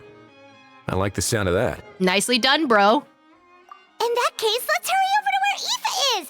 Time to catch that con man and find out what's really going on here. Let's just bring Rio just in case. Wait a minute, I have a question first. Uh-huh. Traveler, Paimon. You're pretty famous in Natlan, right? I guess. Oh, we're basically household names. But why do you ask? Well, it's not just us. Kinich, ororon, and Aoife too. Would that be a problem? Remember when I said that the seller might be watching in secret? If so, then picking ororon to do their dirty work was a careless mistake on their part. Look at that! Look at them! They're linked in their minds. It suggests that the person who got ororon to claim the item might not be fully in the know themselves. There are plenty of unanswered questions, but standing around racking our brains won't help. However, I still suggest that the famous faces among us, meaning the Traveler and Kinich, oh, and of course, Monsieur Neuvilette too. Oh my god. Stay here for the time being. Okay. We'll empty the box, give it to ororon, and then he can claim the item as if nothing happened. I'll follow to check if anyone is watching. I doubt anyone would recognize me anyway, so I shouldn't draw too much attention. Being low-key has its advantages. I think this plan is worth a try. I shall leave it to the pair of you. So, I have to go undercover again, right? Well, not exactly undercover. Just drop the special patrol persona and be yourself instead. Roger that. Over and out. I'm going to shake ororon in a jar, please. Ooh, are we playing as Rio? No sign of any suspicious individuals around here. Can I talk to anyone? No? Ororon has entered the elevator as planned. I'll head over to the plaza now. Oop. Well, you say the same lines. I didn't want to interrupt Josija. Okay, y'all didn't say anything. Boo. Esteban?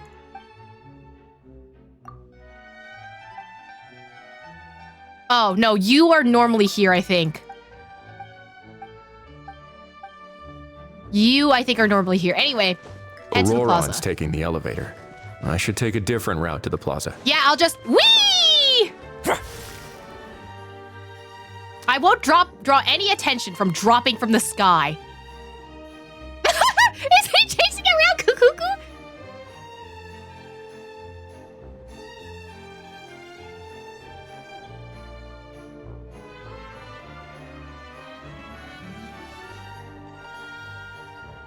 Nothing suspicious going on here either. Strange. Maybe we're overthinking this? Oh, Cacucu, what's happening? Stop with the pecking! Stop with the pecking! Argento? By any chance, are you related to Mr. Argenti in HSR? Please, sir, I'm begging you, do me a favor and get this pet of yours under control! The heck are you on about? Oh, Cacucu's angry. Sorry, but he's not my pet. He's my coworker. Oh, wait, this shot? Kinda eats. I love that.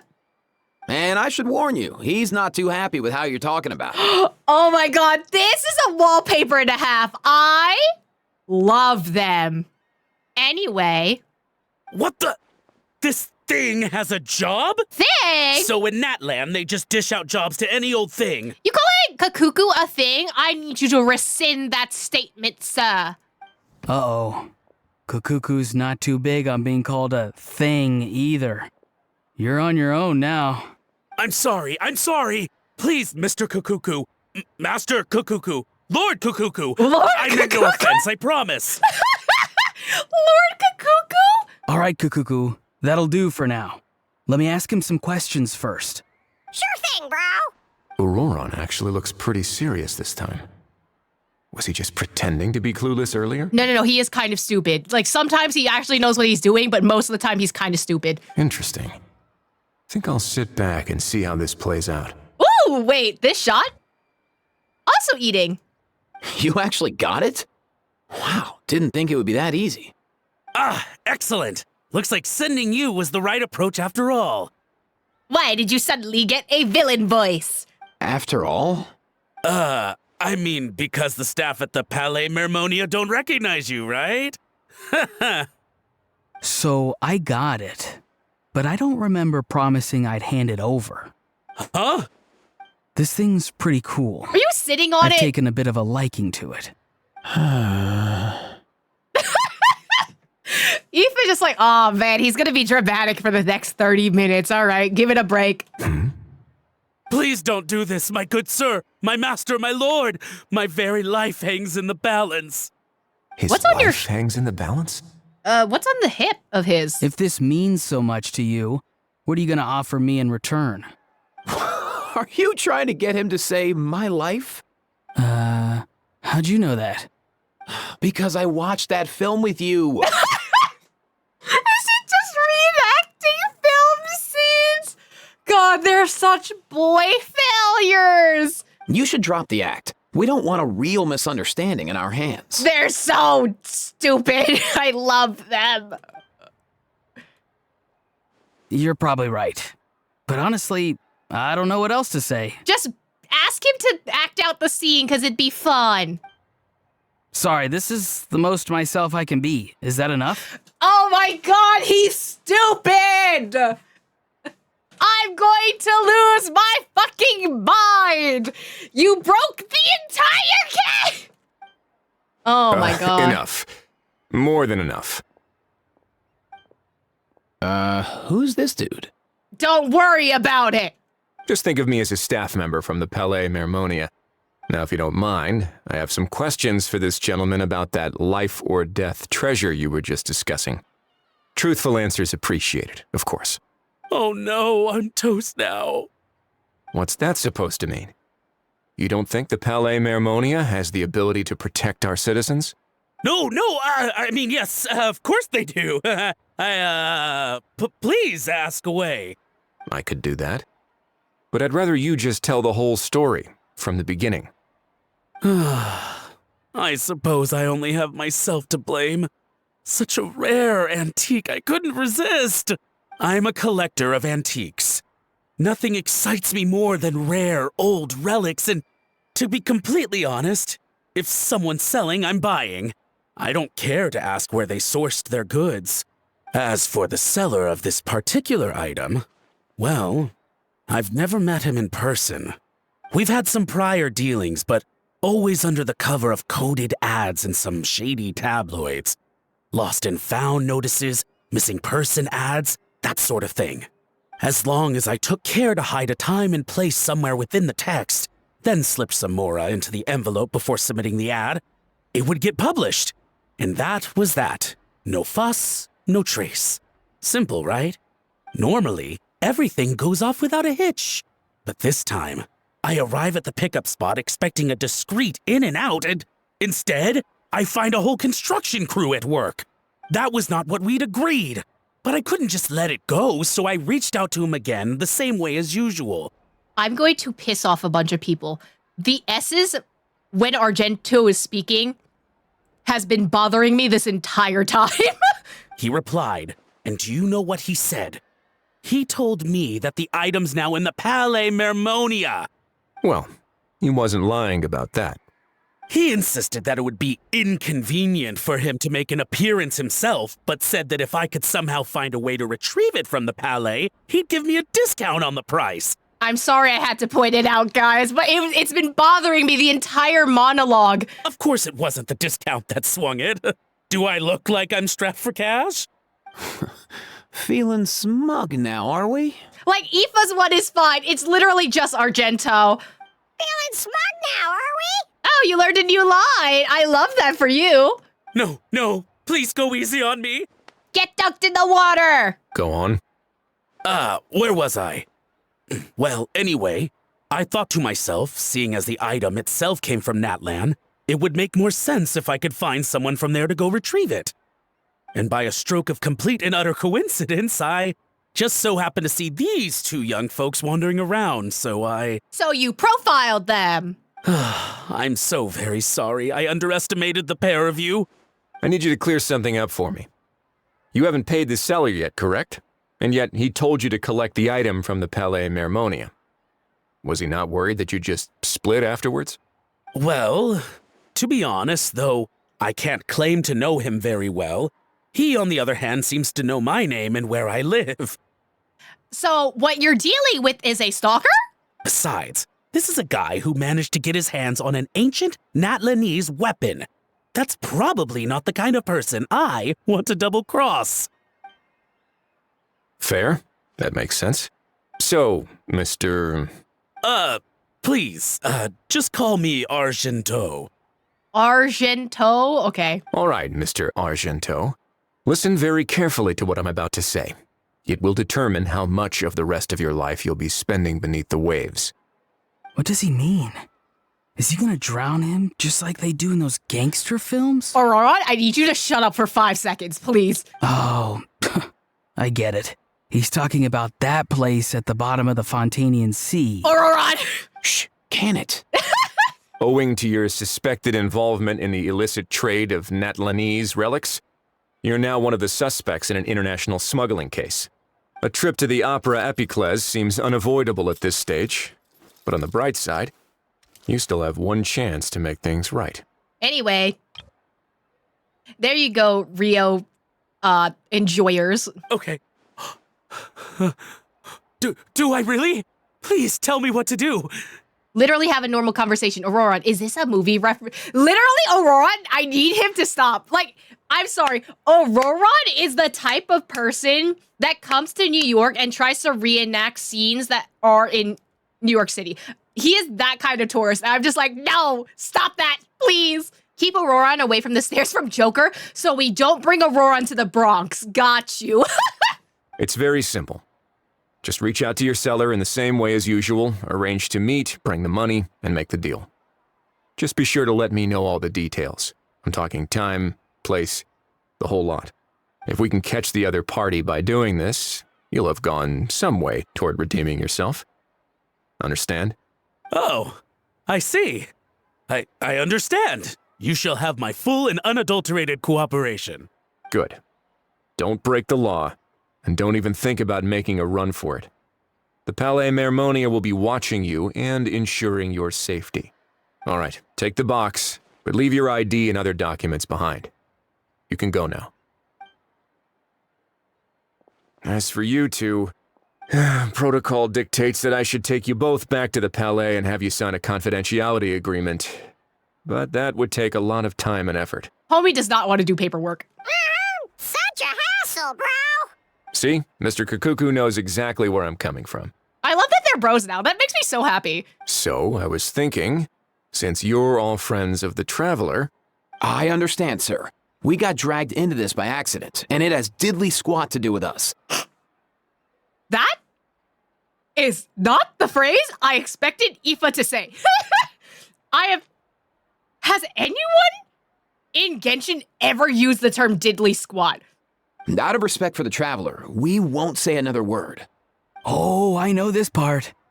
We better keep our mouths shut or we'll both be sleeping with the fishes in the tailor-made pair of cement shoes. I'm going to fight you, Ororon! It's not a mobster movie! In that case, I understand completely. Why did he get a New Yorker accent? What the hell is this? Not exactly what I was going for, but if that's how you want to understand it, then be my guest. Then it's settled. Thanks for your help. Boy, am I glad that's over. Same! That's enough work for one day. Time to head back.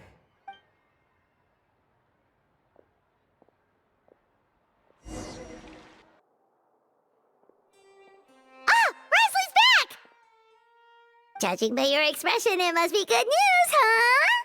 It went smoothly, on the whole. Wriothesley recounts what happens. Not the I'm walking here. Wriothesley recounts what happens. It all makes perfect sense, but somehow it feels like Wriothesley has glossed over a lot of the bro talk. You know Wriothesley is not going to say bro. He's going to say it in the boomer way. So basically, we hold off until Argento and the other party have set up the next stage of the transaction. Then we plan our next move. Patience will be key. I get that. It's like hunting. I'm just not sure the other party will take the bait so easily. Well, if he didn't need the money, or if he valued self-preservation over making a profit, he could have walked away as soon as the contraband was brought to the Palais Mermonia. On top of that, although he hasn't shown his face yet, he seems to have no followers or accomplices, and he's relying on an extremely limited set of options to push the deal along. So, if you ask me, he seems like someone who cares a lot about his image and has a somewhat high opinion of himself, but lacks any real ability.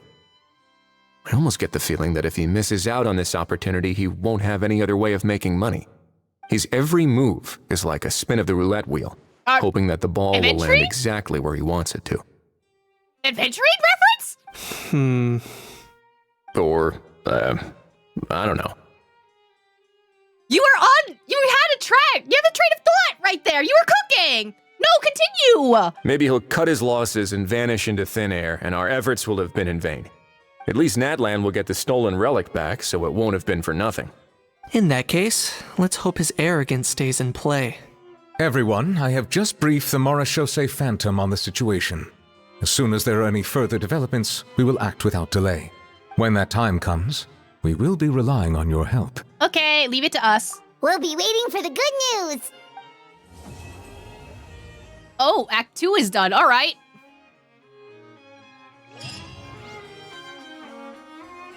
The boyfriends again. On the topic of kidnapping cases... I love that every single scene we have these two talking. It gives me so much life. How exactly do we define the subject of a kidnapping? According to the regulations, I mean. Aside from humans, do pets count? What about sentient, non-human beings? Of course, melazines go without saying, but what about a being like Cacucu? I am surprised that you are unfamiliar with the legal provisions on this matter. Homie said, skill issue, do your job. If I knew all the laws like the back of my hand, I wouldn't have ended up in the fortress of Mermonia, would I? That is no laughing matter, Wriothesley. I mean, he's not wrong, though. Oh, you guys are out here. Okay. Why does he sound like a fucking car? Come on. Just spit it out. I can tell you're itching to say something. Kinich, you big dummy! You fell for it, huh? No, what's wrong? Feeling lonely without the almighty Dragon Lord to talk to? He's so flat. Oh my god. I know he's like a pixelated item, but like, he's so flat. If a bedtime story's what you're after, just say so! I'll tell you one so bone-chilling, you won't be able to sleep for 3 nights straight! Sure. Go ahead. Huh? What do you mean, go ahead? Oh, you pretending to be a tough guy now? Maybe, maybe not. But one thing's for sure. If I don't sleep, neither do you.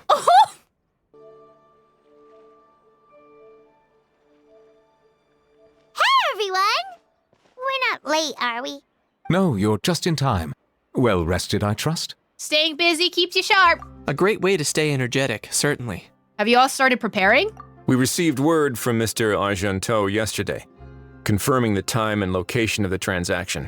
It'll take place this afternoon, and it turns out it'll be somewhere we all know pretty well, too. The film Fantasyland restaurant. Oh, really? Huh. He sure does like that place. But seems like you share our concerns, Traveler. Indeed. Capturing someone in a crowded event venue will be much more challenging than in an open area. The criminal might try to blend in with the crowd, or even escape by taking hostages. In light of this, we've had to make additional preparations. As soon as we received the news yesterday, we began coordinating with the Marechaussee Phantom and the Special Security and Surveillance Patrol. We'll be deploying lots of undercover agents on site. If things go south, the safety of the civilians will be our top priority. Of course, fingers crossed, everything will go without a hitch. well, you never know. I noticed a bunch of familiar faces from the previous case, like Captain Chevrolet of the Special Patrol. So I'm feeling optimistic. Chevy! I'm so excited. I missed her. We'll trust your instincts then. Oh, yeah, and by the way, we've also been in communication with Miss Lapine Pauline and Miss Navia. The Spina di Rosula will provide support within a controlled scope, so there's no need to worry. The only potential issue is with Miss Escoffier. What? She wants to introduce them to her cutting board? You know what, that might not be such a bad idea. Rio, you're not supposed to encourage this. Ahem. The boyfriend is mad at you. All right, no more jokes. Miss Escoffier has made it clear that she doesn't want her restaurant to suffer any losses as a result of this operation. But, well, I have a feeling things might not go quite as smoothly as she hopes. Is there anything I can do?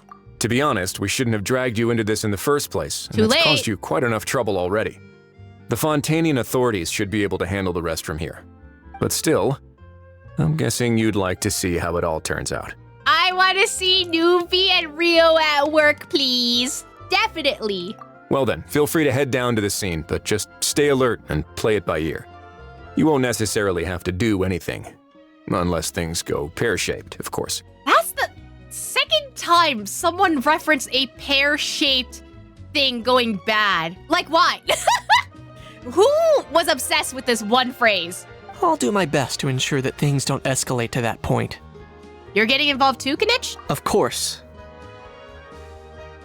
There are still a lot of unanswered questions, but our intel so far indicates that the culprit's from Natlan. Plus, I'm already a witness in this case.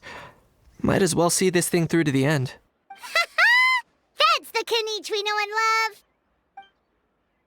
The group go on to discuss the specifics of the operation and things to watch out for. For once, the conversation goes surprisingly smoothly. Perhaps because Ahau and Cacucu aren't present. No! Listen, I would love Cacucu to be there for the planning. It's just as well, really. Things could have gotten awkward if Ahau showed up and started cursing out Neuvilette. Someone get me art of that. I don't know if someone has made art or written fan fiction like that. Someone get me that. I need this. Well, that's enough of the small talk. The operation's scheduled for the afternoon. If we're quick enough, we'll even have time for a few cups of tea before we leave. I'd love tea. Oh, and let's grab something to eat too. Can't work on an empty stomach, you know. But won't you just be watching? And rooting for you. It's a very important job. All right, I'll head over to the venue now. Ahau's been harping on for days now about this event-exclusive meal he wants to try. Guess I might as well shut him up sooner rather than later. See you in a bit. I look forward to hearing how it all goes. The price of every price. That is a title. This beach seems to be getting livelier by the day. Thanks in part surely to the undercover agents. No, I put in my blood, sweat, and tears into this event, okay? Traveler, Paimon's getting kinda hungry. Let's go check out the restaurant menu, shall we? The guy with the case, that's gotta be him. All right, it's business time.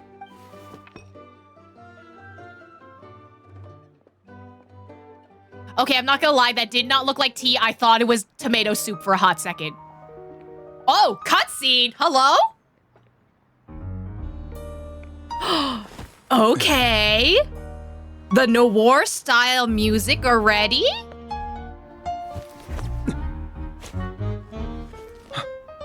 Y'all are so not obvious. Oh my god. Please.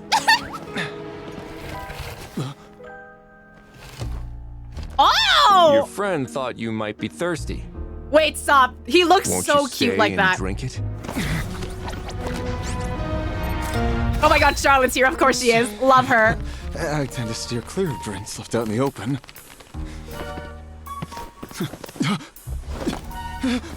You're surrounded.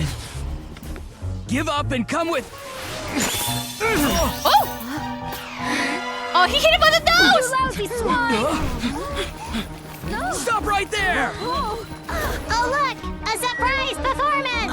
How lucky we are! I love that! After him!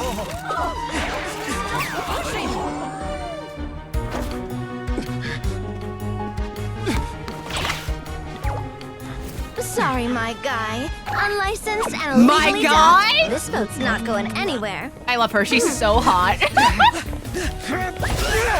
Please stop whacking people with your suit. Oh, that's a gun. Quick! This art style's so cool. I love it. Chevy, get him! Be careful!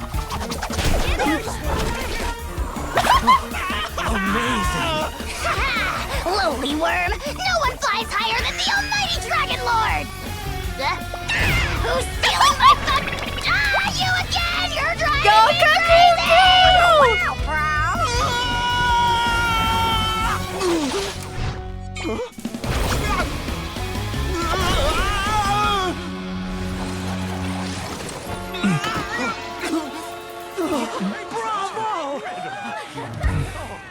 All right, that's a wrap. Huh? Not the bow. Unbelievable!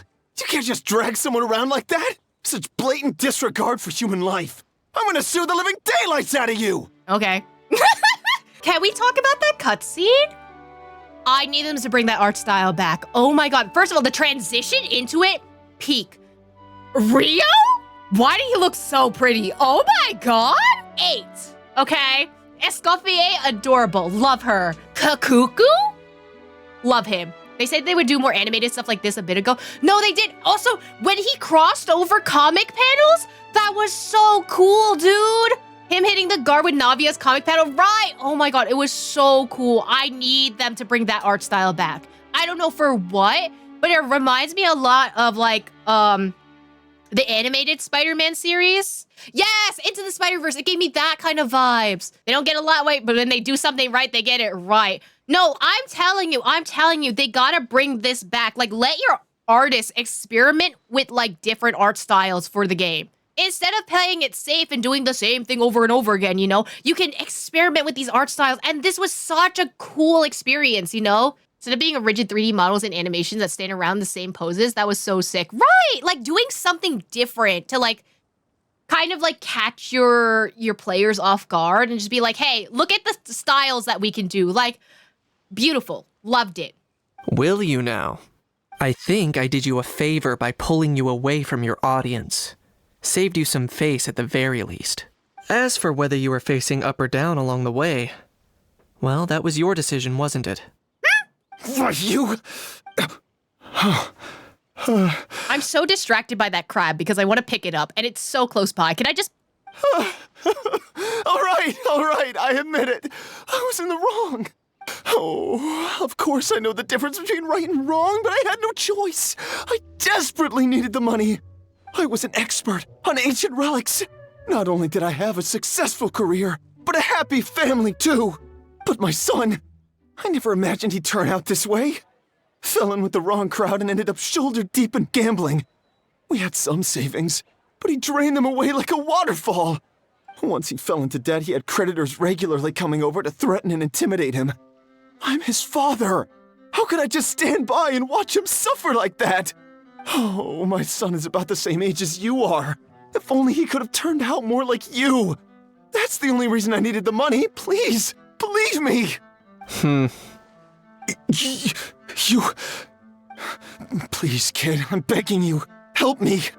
I see you're from Natland too. That makes us brothers! Please, have mercy. I still have a chance to help my son straighten himself out. But only if I get back. If I go to prison now, he'll be doomed, I tell you, doomed! And isn't standing together and fighting for a better future what families do?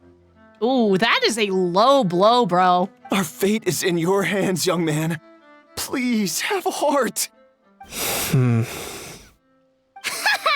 Something wrong, Kinich? Why did he just appear? Solved, have we? I don't believe a word you say.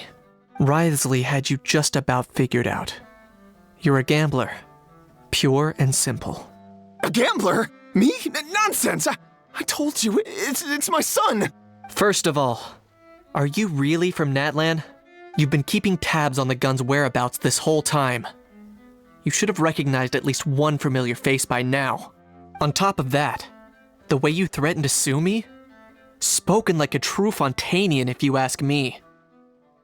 Does no other country have people that tells you that they'll sue you? Is that like specifically a Fontanian thing?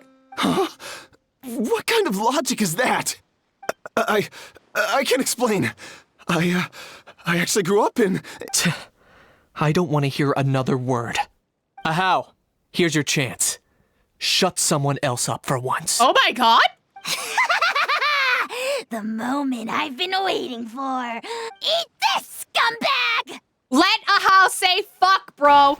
Oh. I don't know what happened. Being a compulsive liar is one of the hallmarks of a die-hard gambler. I bet you're just a Fontanian pretending to be from Natland. Even if you have any friends or family to speak of, I'm guessing they've long since cut all ties with you. And you have your depraved ways to thank for that. Of course. Oh my god! I might be wrong. But does that matter? I'm just here to arrest you. If you're looking for an advocate or a shoulder to cry on, you're out of luck. Besides, prying the truth out of you is exactly what your beloved courts are for. Isn't that right? That's right. I love Chevy. It's been a while, Mr. Kinich. The Special Patrol would take this criminal off your hands now. Can you please take the crab that is currently on Kinich's boot, though? Many thanks. Please, I should be the one thanking you for all the help you've given us. And me? What about me? So rude. You should be bowing down in gratitude to the almighty Dragon Lord. As you wish. My thanks to you and also to Mr. Cacucu for your show-stopping performances. The turnaround is crazy. Hold it right there! Are you okay? Don't worry. I'm fine. I wasn't the one who just got dragged all the way here. You seemed a little upset just now. Really? Because I didn't get that vibe at all.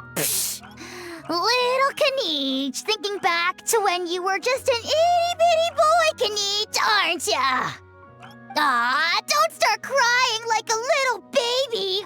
I am the almighty Dragon Lord! No servant of mine will be seen acting so weak and pathetic in public! Oh, Ajaw cares. He doesn't want Kinich to cry. What are you on about? Bad, Ajaw. Bad. Actually, no. Spill all the tea about his backstory, though. Still, I suppose there's no point hiding it from you. To put it plainly, I can't stand gamblers. So you would hate the entire gacha community. Got you. They're the most irresponsible people in the entire world. No respect for the principle that you have to give in order to get. They'll tell 1,000 lies for a single coin, deluding themselves into thinking they can use it to gamble their way to a vast fortune. But we all know that even when it looks like you're getting something for free, there's always an unseen cost. No one introduce him to adventuring. Oh, they would have the worst time together. In the past, I also ended up paying a price for my father's gambling losses. I don't want anyone else to end up in a similar situation if I can help it. Crazy to have an anti-gambling storyline in a gambling game, but okay. Kinich. Don't feel sorry for me. I certainly don't feel sorry for myself. They say that people are shaped by their past, and since I've made it this far, I must have done a lot of things right. We should never punish ourselves for the mistakes of others. Instead, I choose to remember the moments that helped me grow. Like when I first learned to use a grappling hook. Oh my god! Baby Kinich! Oh, he's so precious! Stop, this is so cute. He's just a little baby. Or the very first time I yearned for knowledge. I can't. Stop, they're so cute. I will throw up. Ah! It's such... Ugh. The artwork is so pretty. Are you making drugs? You might be making drugs. Yeah, I believe you. Let's get going. If we don't head back soon, we'll cause more unnecessary worry. Yay! Traveler Kinich, you're back! We just saw Chevro's taking the criminal away. She looked pretty pleased with herself. Well, it did go smoother than we expected. So after so much running in circles, turns out he had no fight in him, huh? Guess running away was the only trick up his sleeve. Oh, also, Wriothesley said to let you know that he's already left. No! He went to report back to the Palais Mermonia. Oh, he's with his boyfriend. Okay, fine. Apparently, the Mari show say Phantom's preparing to carry out an in-depth investigation into illegal gambling activities. Sounds like they'll have their hands full. I'm sorry, I can imagine Paimon, like, maybe this is how the way the line was delivered, but I'm imagining Paimon staring at a piece of paper, like the Edgar Allan Poe meme, and just being like, the Marchase Phantom's preparing to carry out an in-depth investigation into illegal gambling activities. Like, she's saying the words, but she doesn't know what she's saying. Arrest Hoyo? Hoyo would be the first one to be arrested, even though this is their story for some reason. Anyway, that's for the Palais to worry about, not really our concern. Judging by how fast the Duke took off, I'd say he was avoiding my camera. Yeah. But I guess I'm used to that by now. You had an interview with him already, though. Hey, it's not like you to give up so easily, Charlotte. It's fine. I got plenty of other great shots back there. More than enough for a front page spread. And on that note, this busy reporter needs to scoot. Those photos won't develop themselves. Bye, Charlotte! Make sure you pick the best shots of Paimon. That's probably not what she's focused on. Oh, already gone. Hope she heard that. Probably not. You can trust her judgment, Paimon. She's a professional photographer. Although, I say, as a professional photographer, that I will pick out the worst photos of you if you're being annoying. Just so you know. Yeah, you're right. But what took you all so long to get here? Did something happen?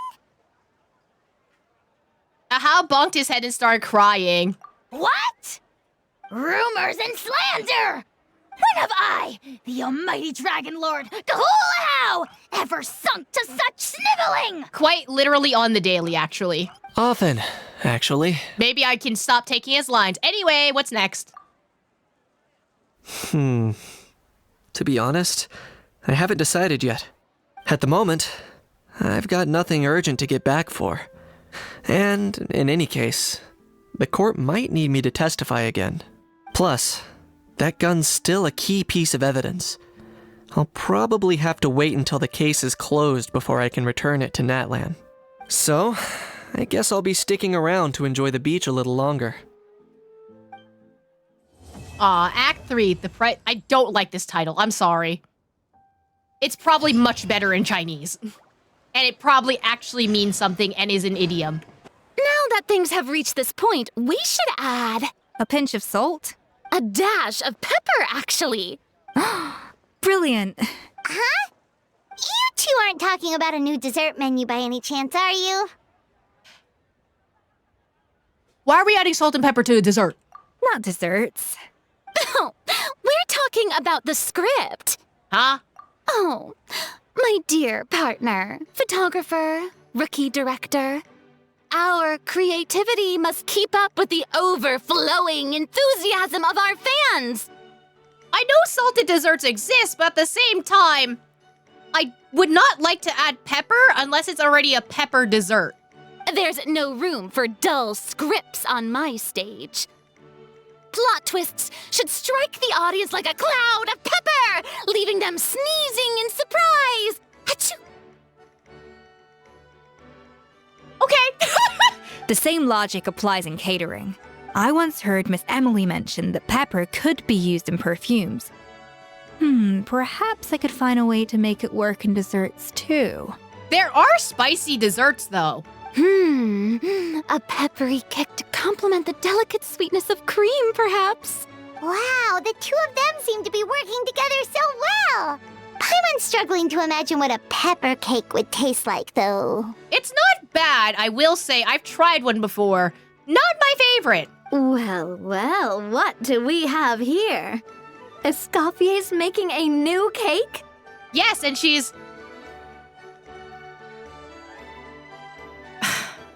Aether, you've been hanging out with Sino too often. Peppering in some new ideas. Oh, how exciting! When it's ready, do let me know. I'd love to try it. Is it just Paimon, or does it seem like everyone's even more enthusiastic now that they've finished their work? Why shouldn't they be? When your hard work pays off, that's when you should celebrate. It's like a batch of fresh macarons. You should never let fear of sweetness stop you from adding all the filling you please. I don't think Escoffier would be happy about that. After all, if there's ever a time to pile on the sugar, it's when you're making macarons.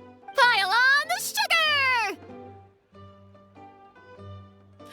You sounded like another character. I cannot pin down the specific one, but it was in... You sounded like Hayden in Tribby's voice line. That's what it was. Pile on the sugar! Hi, Lippy and Pauline. And why are we piling on the sugar? Lepine, Pauline, you're here. Is it ready?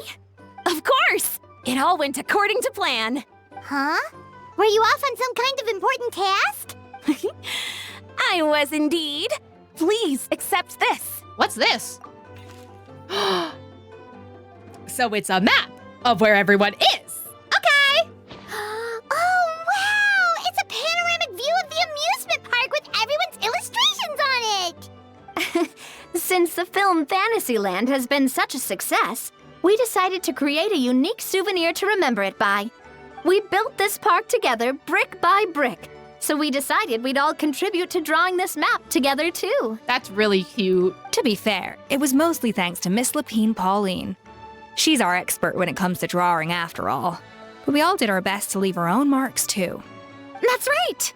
And on top of that, Traveler, I'm offering you a most special privilege. A privilege by Miss Farina herself? You get to add a mustache to my portrait! Oh my god. Best gift ever. Oh, a white one or a red one? Ew, the red one, it's very France-coded if you were to have the red one, but the white would fit so well. But I want it to be aggressively French. Bolognese sauce flavor. Well, that sure counts as a surprise twist. You win this round. I love her. Look how aggressively France she is. All right then. Now that you're the proud owner of this commemorative map, you can draw as many different flavored mustaches on it as you like. Sounds like a pretty tasty map. We'll look after it well. I'll make sure Paimon doesn't eat it. Great. Your satisfaction is our #1 priority. That was so corpo. I'm not even gonna lie to you. That scared me a little bit. Everything's all in order. Now it's time to relax. Forget about work and just enjoy the park. Thanks, Navia. Thanks, boss. Oh, it's a little thing? Chevaumoran Amusement Park Commemorative Map. The memento to remind you of the roaring success that you and your companions achieved with the Chevaumoran film Fantasyland. You drew this map together in a whimsical storybook style, ensuring every enchanting attraction and adorable landmark stands out. Of course, the most important features are the friends who came to visit. Following Farina's advice, you added a scarlet beard to her portrait, like a smothering of bolognese sauce, making sure the entire map sounds delicious. Can I draw mustaches on anyone else? No? Okay. I love how Lynette's one is just as annoyed as ever. I love her. Earlier on, that lady with the pink hair took a picture of Ahau and Cacucu together. You sound a little disappointed. Were you hoping to be in it too? I was at first, but after seeing how awkward Ahau looked, I figured I wouldn't really fit in. Huh? And you didn't think of sharing this any sooner? Get hecked. I'd have cuddled your neck and smiled for the camera! Anything to get out of being in the same frame as that thing! That is not what I expected a how to do. Really? Well, no worries, you still can. Come here, give us a hug. I hope your face is ready, because it's about to get flame roasted! I got your back, bro! Kinich, have you thought about maybe ditching that little rascal? Leaving him here for good when you leave? Have you ever thought about abandoning the dragon? I have. But given that Ahau's also an old relic, that would probably count as international smuggling. I'm sorry, that is the sickest burn I've ever read. I can't bring myself to knowingly break the law. I'm gonna use this on someone someday. Oh my god. Guess we all have our problems in life. That's so funny. I'm in a poll. We're currently questioning the suspect connected with the gray market gambling operations. We'll keep you all posted as soon as we have any new information. Your efforts are much appreciated. Sounds like I'm no longer needed here. Guess I'll be on my way. One moment. Oh? As a key witness, you may be called upon to attend the follow-up trial, Mr. Wriothesley. Oh no. For real, bro? I need? I think you've been hanging out with Cacucu a little too long. Huh? But sorry. I meant, could I maybe attend anonymously? Why was that sorry so offended? Like, sorry, like, I'm sorry for saying slang like that. How exactly would that work? Do you even hear yourself? You even hear yourself, bro? Oh my god! I cannot believe Rio picked up Gen Alpha slang. That's crazy. Anyway, good thing neuvilette. Neuvilette would most likely, I feel like, be the least willing to adopt Gen Z slang. Or Gen Alpha slang, actually. Rio totally would try saying Skibbity Ohio Riz and then sound like a boomer saying it. According to the judgment of the Riz Yacht Machine, you are Skibbity. I hate that you made me just read that out loud, actually. I hate that. Thank you. Now we need Ray Chase. No, do not make Ray Chase say, according to the judgment of the Riz Yacht Machine, you are Skibbity. I think I'd actually slowly melt in my chair. Instances of illegal gambling have recently been uncovered in the Court of Fontaine. Citizens are urged to be on the lookout. If you come across information that may be of help, please contact the Maison Gardiennage immediately. Once again, citizens are reminded to be vigilant and obey all pertinent rules and regulations. Make sure to protect yourselves and your property. Oh. Okay. So we have a law on gambling. Wow, my anti-gambling message in my gambling game. Comedy peak, animation peak, story good? Story is like very standard. Story is standard for me so far. Is that like the end though? Wait, is that the end of the story actually? Excuse me while I short circuit for a second. I'm sorry, that's not how I expected the story to end. I thought we were gonna talk to like Neuvilette and Wriothesley and like Kinich and have them talk about the case or something. I guess it just gets wrapped up after Kinich reveals like, yeah, my dad was a gambler. That's not what I expected. I kind of wish we got to see the court stuff, but that's just me being obnoxious. I'm just happy to see Rio and Neuvilette again. Also, confirmed they're moving in together. They are going to have a house. Anyway, that's the only information I took out of this entire quest. Forget all of the gambling and all of the Navia sections. All I saw was that these two are gonna be roommates. Did you want to have a 3-hour epilogue with us needing to testify against this guy? Maybe not 3 hours, but a little epilogue being like, oh, he's gonna go away into jail, you know? I don't know why they ended it right before the court stuff, but again, I am not like most players. I actually do like the politics and the court stuff, so. The event was fun, though. I will say, if I wasn't trying to speedrun it, I feel like I'd have an okay time. I'm not a fan of sim management games, usually. It was okay. It's not my favorite. I do like the narration, honestly, with Navia. Like, Navia's the perfect tutorial character.